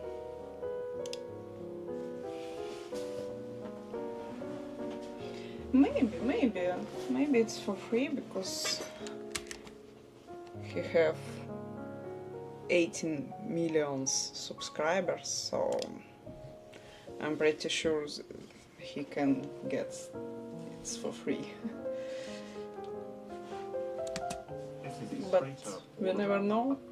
The catch, though, really just comes from the fact that it's not Nintendo making these accessories, so they don't have all of the luxuries that would come with. I'm pretty sure that he has this money, but I don't know if he spent it for it. Yeah. Lacking friends and Smith. So I'll give him a 6 out of 10. But I think so. This is the supposedly upgraded Switch dock. So I initially thought this was going to be a replacement for the Switch dock. It's not. It actually clips onto the back of it and blows air at it. I was really excited about it in the shop, but seeing it and using it now, I can't help but feel like it's a little bit pointless. Because yes, it means you can take your Switch out and put it back in the horizontal position, but is that distinctly easier than just doing it in the vertical? I don't think so. But also, the Switch console itself already has its own fan on the inside, which is designed to kick into gear when you put it into the docking station. So I just never encountered a situation where I need or called it. So 4 out of 10. But to probably finish this Switch setup off, 2 things. First, the next speaker, and second, the shockingly premium-looking official Mario steering wheel. Now, what I've been really trying to figure out with this speaker is, why does it exist? Obviously, somebody has thought it's a good idea, a board of directors has approved it, engineers have designed it. What is the purpose of wearing your speakers around your neck? Because on the face of it, it does seem like a kind of dumb idea. Well, it doesn't take very long of using it to realise that it isn't. This is like having a set of 4 speakers directly firing into your ears, perfectly positioned for gaming. Like, let's say you're playing a first-person shooter game and the character behind you is moving. Because the speakers are positioned all the way around your head, you will hear those footsteps behind you. Oh, and it does also have a microphone embedded inside of it, so you can talk to your friends while playing. Now, obviously this is stuff that a good pair of headphones can also achieve, but it's just that because it's on your neck as opposed to kind of suffocating your ears, nothing beats the comfort of this. My only complaint is that it doesn't have the thumping bass that I would quite like to feel as, let's say I'm getting shot in a game of COD. So the Sound Slayer is a solid 7. As for the wheel though, I gotta say, this feels like the luxury Mario Kart experience. I have owned a few of these wheels in the past on like the PS2 and PS3 for Gran Turismo, but the thing that's really surprising here is that this Mario Kart wheel is actually the most realistic. Like, just after a massive turning, look how the wheel swings back into the central position. You've got so many more button options than you do on a normal Joy-Con. Like, even these paddles at the back, they feel fantastic. And the steering wheel grips too. They're probably plastic, but they definitely have a leather-like quality to them. All that said, I don't know how much I can recommend this. I mean, for starters, it's a cabled city over here. The wheel has one cable, the pedals have a whole separate cable. Nothing is wireless. But then also, this is Mario Kart. I'm not saying Mario Kart doesn't have skill, it absolutely does, but it's just, it feels weird to be using such a pro-level piece of equipment for a game where a randomly generated turbo mushroom at just the right time is going to be the difference between winning and losing. The game's almost too accessible. Like, it actually has an inbuilt option for your character to steer on your behalf, at which point you feel a bit silly investing almost $200 on a proper steering wheel to try and be as good at that. Ooh, all this activity is working up a bit of an appetite. So it's a good thing that we now have 2 pieces of Japanese technology that are going to help us cook. First is the cook mug, which is what I'm going to use to prep a soup. So the cook mug is a fairly simple, but still pretty interesting idea. So let's say you live on your own and you mostly cook just for yourself, then the concept of this product is that you can cook and you can eat from the same receptacle. So here we have some hot and sour vermicelli soup, which I bought this morning from the supermarket. One thing you will learn very quickly about Japan is plastic wrapping. They put it on everything. So open it up. Noodles. That looks nice and unprocessed. Fresh vegetables. Oh, wow. That smells really good. Smell it. I think you went back for seconds. So we've got boiling water. I'm going to pour that into the fill line. Plug it in, and then you basically just select which setting you want to run it. Now, I will say a few of the practicalities aren't quite there. Like, for a product that's designed to be picked up and put down and picked up and put down, there's got to be a docking system or something, as opposed to this massive cable sticking out the back. And then also, this handle actually will not fit my hand in. Maybe that's just a me problem. But we'll save the verdict until I've eaten from it. And then the second part of this equation is the balmuda rice cooker. Because, honestly, Japanese people have rice everywhere. Now, me personally, I am one of those simpletons who just cooks his rice in a pan. But here in Japan, it is a very normal thing to carry around a rice cooker. And this should be the best of the best. So my first impression of this was A, damn, that's pretty. But also B, there's a lot of wasted space here. Then I realized something. You know the balmuda toaster that I constantly talk about? The one that basically cooks bread by using a stream of water vapor around it, that cooks the outside, that keeps the inside soft and fluffy. This does a very similar thing to rice. So it's basically got a lower chamber, which you fill with 180 milliliters of water. Man, don't you love this little container? So this is the water that's going to become steam, and then on top of that is where you put your normal rice cooking stuff. You need to so that's pick out basically rice and water in paper one from ratio. lid. So we'll just use one of these cups. Fill one with water. Something really zen about the ritual of rice making. Then we seal it up and let it do its thing. So the idea here is that the rice is going to cook to a normal level using the water that we're already putting it inside with. But then the steam comes in, taking the cooked rice and then almost recasing it back up so that it's got this grainy, individualistic texture as opposed to just this kind of gloopy substance that all sticks together. That's the idea, but we'll only know for sure if it works when we come back and taste it at the end. And while that's going, I think it's time we build a proper work setup right here on our very authentic looking Japanese table. I know this looks really uncomfortable by the way, but once you're in, I figured something out. It feels great. Plus, look at this sliding armrest. So the mouse mat, or should I say cat mat, is as we expected. Nothing technologically groundbreaking, but I do like it. I mean, aside from bringing joyous cat imagery to the workplace, it's very sticky, so it's not going anywhere. It's literally easier to move the table than it is the mouse mat. And all these little tufts, very squishy, very comfortable. And I don't know if they did this on purpose or not, but it actually creates 3 distinct, very comfortable angles that you can come at your desk from. The only compromise is that it doesn't actually leave much room for your mouse to move around on. But that will not actually be a problem for us, because this right here is our ball mouse. And there's something that feels both really futuristic and also really dated about it. Like the idea that you can now completely move around your screen without physically having to move your wrist at all is very freeing, and it's definitely less total effort expended. I keep naturally trying to move it around like this, only to be like, oh my god, yeah, I don't have to do that anymore. It's just that, for me at least, if I actually want fine control over this ball, I can't just rest my thumb on it. I actually have to raise my thumb and use the tip to guide it. And at that point, it just feels like quite an unnatural stretch to have to hold. So for me, this is a 5. The keyboard, though, I am really starting to rate. So this is made by Logitech, who in Japan actually calls themselves Logi Cool, because I guess that's how you appeal to the younger generation. But the product itself is really well thought out. I paid $80 for this, and for that I've got 85 keys, each with their own individual Cherry MX Brown switch mechanism, which gives a nice satisfying bump every time you hit the trigger point, without being too loud. You can connect it to up to 3 different devices at the same time, and then flick between them using the 1, 2, 3 buttons. There's a dictation button for whenever you want to speak something instead of typing it, and that works pretty well too. But what makes this the pop keys keyboard is these. These are basically instant emojis. So that will be the heart face, that will be the crying face. This will bring up the menu for all your emojis. And they've even given you alternative options. So let's say I want to swap the heart smiley for the fire. I just take that keycap out, put the fire one in, and then pull up Logitech software to reconfigure what that key means. It doesn't feel like a super high-end product, but it also doesn't feel cheap. So for $80, I'd give this an 8 out of 10. Ooh, I just noticed it started steaming. Theatrics. And now time for the piste resistance. I've always been curious about the idea of an air duster, and this one right here, everything I was hoping it would be. It's just a smart product. Essentially, this body funnels air from this side to this side. It's got two different power levels, so that's just number one. And that's two. So what does that mean? Well, for starters, it means it can blow. So let's say I'm very messily eating a cookie over my brand new keyboard. God, this is painful. You just pick it up, flick the nozzle that way, and then because the air is traveling from this side to that side, in theory, I should just be able to blow this right off. My goodness, that is phenomenal. One little one left in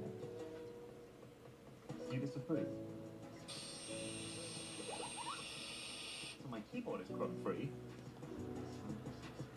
Nothing else is.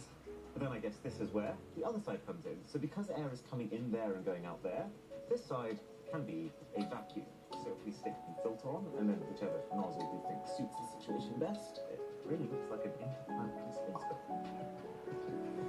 That is not bad at all. Look at this.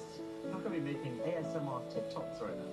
The fact that it's also got bristles at the end, it allows you to kind of nudge out the bits that are stuck into the nooks and crannies of your products. This is an easy 9. Okay, that's enough of me sitting down. It's time for a workout. Japanese style. This is the 6-pad foot fit and the 6-pad clothing. And from what I could gather from the floor salespeople, this is an extremely fast-growing thing here for people who are starting to feel unhealthy and I guess want shortcuts to getting fit. 3, 2, 1. Oh, okay. This is pretty tight.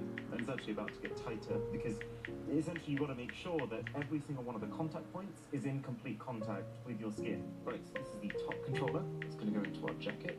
And then this is the bottom controller. It's going to go onto our shorts. And the idea of these controllers is that they're going to send electrical impulses through my body very, very quickly to force my muscles to contract. But like 100 times a minute, maybe more. Oh my goodness. Oh, I've done something like this before with the Slender Turn belt, but that was literally just abs. This is... everything is going like, My whole body's like pulsing at the same time. It comes and goes in bursts. So I fully believe experts in this field when they say that stuff like this is not quite the real deal. But at the same time, my heart rate is up, my muscles are contracting, and I am starting to sweat a little. So I'd be very shocked if this is actually doing nothing. Could you just be like reading a book and going about your day? I actually really like the fact that it's a full body experience instead of just a belt, because like, I mean, if you're going to be uncomfortable, you might as well be fully uncomfortable and actually get all the benefits from it. It's kind of both quite scary, but also really cool tech. It's not like getting punched around. It's like, you know, you're at the end of your workout and your friend is shouting in your ear, just one more rep. Except you have no say in it. But there is more. So this is the Foot Fit Plus, and it's kind of like the same thing, but for your feet and your lower legs. There is also an upper leg connection, but I feel like my legs are already covered. And this is actually the product out of all of the 6-pad things that I could see myself using on a regular basis, because you don't have to strap yourself up into a skin-tight water suit. So there's a bunch of different modes. There's training, there's conditioning, and there's walking, which is meant to simulate the gains that you would get from doing lots of steps. When it's on a low power, it's kind of like a crawling, creeping feeling. And then as you start to turn it up, oh, goodness me, I turned that up way too high. Can you see my muscles tensing up as that happens? Okay, I got a bit brave with the level. This is on 20 out of 23, and it does feel a little bit like a torture device. Oh, that's so freaky. When it sends the signal, my toes naturally curl up and I cannot straighten them. Oh my god. So this is cool tech. All of this is really cool tech, and I'm so with the vision. I just need to see some more conclusive proof of the benefits before I recommend it. Now this little camera, I'm really excited for, because it almost feels like it is purpose-built for the Japanese market. They seem to really like cute tech, but in this case, it's not just an aesthetic thing. This has a very functional benefit too, to the point where I would genuinely consider using this on a day-to-day basis. Why? Well, you know this whole idea that I've really started to love of leaving the house without your phone and just taking a Polaroid to capture photos, to be able to be more present in the moment? Well, the problem with that is that Polaroids are massive. And so what Instax have done here is basically separated the camera component with the printing component. So you leave this at home, this is what you take with you. So you can take up to 50 photos on it, and you do it like so. Oh, here we go. And I know the instinct for people is to kind of take it and wiggle it around in the air, but what you're actually meant to do is to just lay it on the flat ground. I'll just stick it in this dark room for a minute. So the quality is, well, like all cameras in this category, not the best, but there are some smart features, like being able to pick what aspect ratio that your photos print at, or choose the sound your camera makes as it's capturing. But by far the coolest thing is, let's say you take a selection of photos and you don't want to print every single one, you can do this. So it looks like I'm printing a normal photo right now, but we developed that. This is one of the photos we took, but also in the corner, that's a QR code. So you have this one as like a physical memory, which I could so imagine being like the cover photo of your holiday, and then you want to see more, you scan with your phone, and it leads you to the rest of them. I think that's such a good idea. I'm going to give this product a 9. Right, then we have the Ion Boost Face Mask, which I have to say sounds like a load of marketing nonsense. But here's the idea. So the average person nowadays spends a lot more both time and money on their skincare products. We've got moisturizers, we've got toners, we've got night creams, day creams, and this is not an addition to that, but it's designed to enhance the effectiveness of that entire routine, apparently using the power of both positive and negative ions. But if this isn't the mask in the next Scream movie, I will be thoroughly disappointed. I really hope you feel something. Ooh, it's getting really hot. I would be alarmed, but if there's one thing I do trust the Japanese with, it's skincare. They know how to do it. It's actually kind of nice. Now, it's obviously a very tough one to rate, since I'll have to wait 20 years to let you know if it has actually improved my skincare routine, but it could have made it look a bit better, couldn't they? And while we're on the subject of beauty, it turns out the toothbrush-looking thing that I picked up is not a toothbrush. It's in fact a tooth polishing kit. And don't get me wrong, I think this is an awesome concept. Anything that means I can spend less time visiting the dentist, I'm interested. It's just the execution of this product is a bit of a mess. I mean, even just disregarding the fact that the front box says, the sooner with the prevention of your mouth. And I hope my mouth doesn't get prevented. The thing runs off AAA batteries, which smart toothbrushes ditched like 10 years ago. And also, the whole experience just feels like a really unsatisfying, squeaky toothbrush. What I'm saying is that there will be a way of doing the polishing in a way that feels better than this. 3 out of 10. Right, let's just quickly see how our food is doing. Well, that one's going to take a while. This one, oh, you can actually hear it boiling.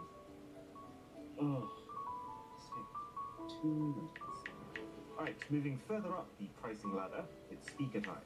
I honestly can't get enough of audio products, they're the best thing. So, first up is the record player, which is something that I would say I've not fully appreciated until about 2 months ago, when I got one for my fiance and we spent the entire evening just curled up on a couch listening to the same record again and again and again. Now most turntables, they need a separate preamp and they need a separate set of external speakers. And so what's really interesting about this, apart from the fact that it's a suitcase, is just the fact that it's everything. It's the turntable, it's the amp, it's the speakers, and it's a battery, because the entire thing can be used on the go. So the question is, how does it sound? I recently realised actually that Mozart is royalty free, so that is what we're going to be listening to. Oh wow. Love that voice. Oh, that's the charm of listening to a record. Whether or not it actually improves the quality, questionable. Okay, I've had a good listen to this, and my take is I don't think this product makes sense. I want to love it as the all-in-one vinyl solution, but I think either you decide. You either decide you want portability and you go for a proper mini Bluetooth speaker, or you decide you want the vinyl experience and you sit down, you get the setup, you get the preamp, you get the external speakers, because you can tell the sound of this is very much compromised and not getting the most out of it. Okay, I'm sorry. I just really like the aesthetic of this Balmuda company. So this is their speaker. And while for the price you're not actually getting a lot of speaker, what you are getting is major style and character. Like, just look at this. This is the pairing animation. It's so sick. If you look closely, you'll see a whole load of small little lights on the inside. They've got 6 within those tubes in the middle, and then 6 in this ring on the outside. And genuinely, watching those dance around to the music you're playing, especially at night, it is mesmerizing. And I know I'm acting like this lighting is God's gift to mankind, but I want to emphasize that it's more than what it seems. See, it's one thing to build a speaker with a set of lights that pulse when the bass hits. That's what this outer ring does. But see, the inner ring is completely different. It reacts to the middle and the high notes. And so what you get feels very much like a complete 3-dimensional lighting experience that captures not just the drops, but actually the entire vibe and shape of the music. But let me just show you. Okay, so I'm playing, building up to a drop, but see how it's still lit up, and now floodlights when the bass drops. So you still get that impact, but even in the meantime, it's very much like keeping up with the rhythm of the song. So yeah, in case it wasn't already clear, I really, really love this speaker. But that doesn't necessarily mean it's the most practical. Like, if they spent a little bit less energy focused on lighting, they could get a bigger battery in there. And the sound, I mean, it's really well tuned for what it is, but there's only so much that it can whack you in the face with bass when it's this small. So I'm gonna give it an 8. But that shouldn't be as much of an issue for our next product, the transparent speaker. Wow, it actually comes with a set of gloves for the unboxing. It makes sense, and actually highlights one of the downsides of the transparent speaker, in that any fingerprint will be visible from all angles. But that does not take away from how pretty this thing looks when set up. I mean, of all the transparent tech that I've tested in recent memory, the TV, the controllers, this is by far the most effective. Because A, it's not affecting functionality. All the speaker needs to be is a large air chamber and then a way to propel the air. And then B, Like a it's small one of the fish most tank with unexpected terrarium products to see in this spider. transparent form. I like that the controls are For tucked away example. from the glass, so there's less chance of you dirtying it. And also, it feels so good. Oh yeah, and audio quality, definitely a step up from the Valmuda. You're still paying extra for style with a product like this, but at the same time, I would class this audio quality as on the upper end of consumer-grade speakers. Like so.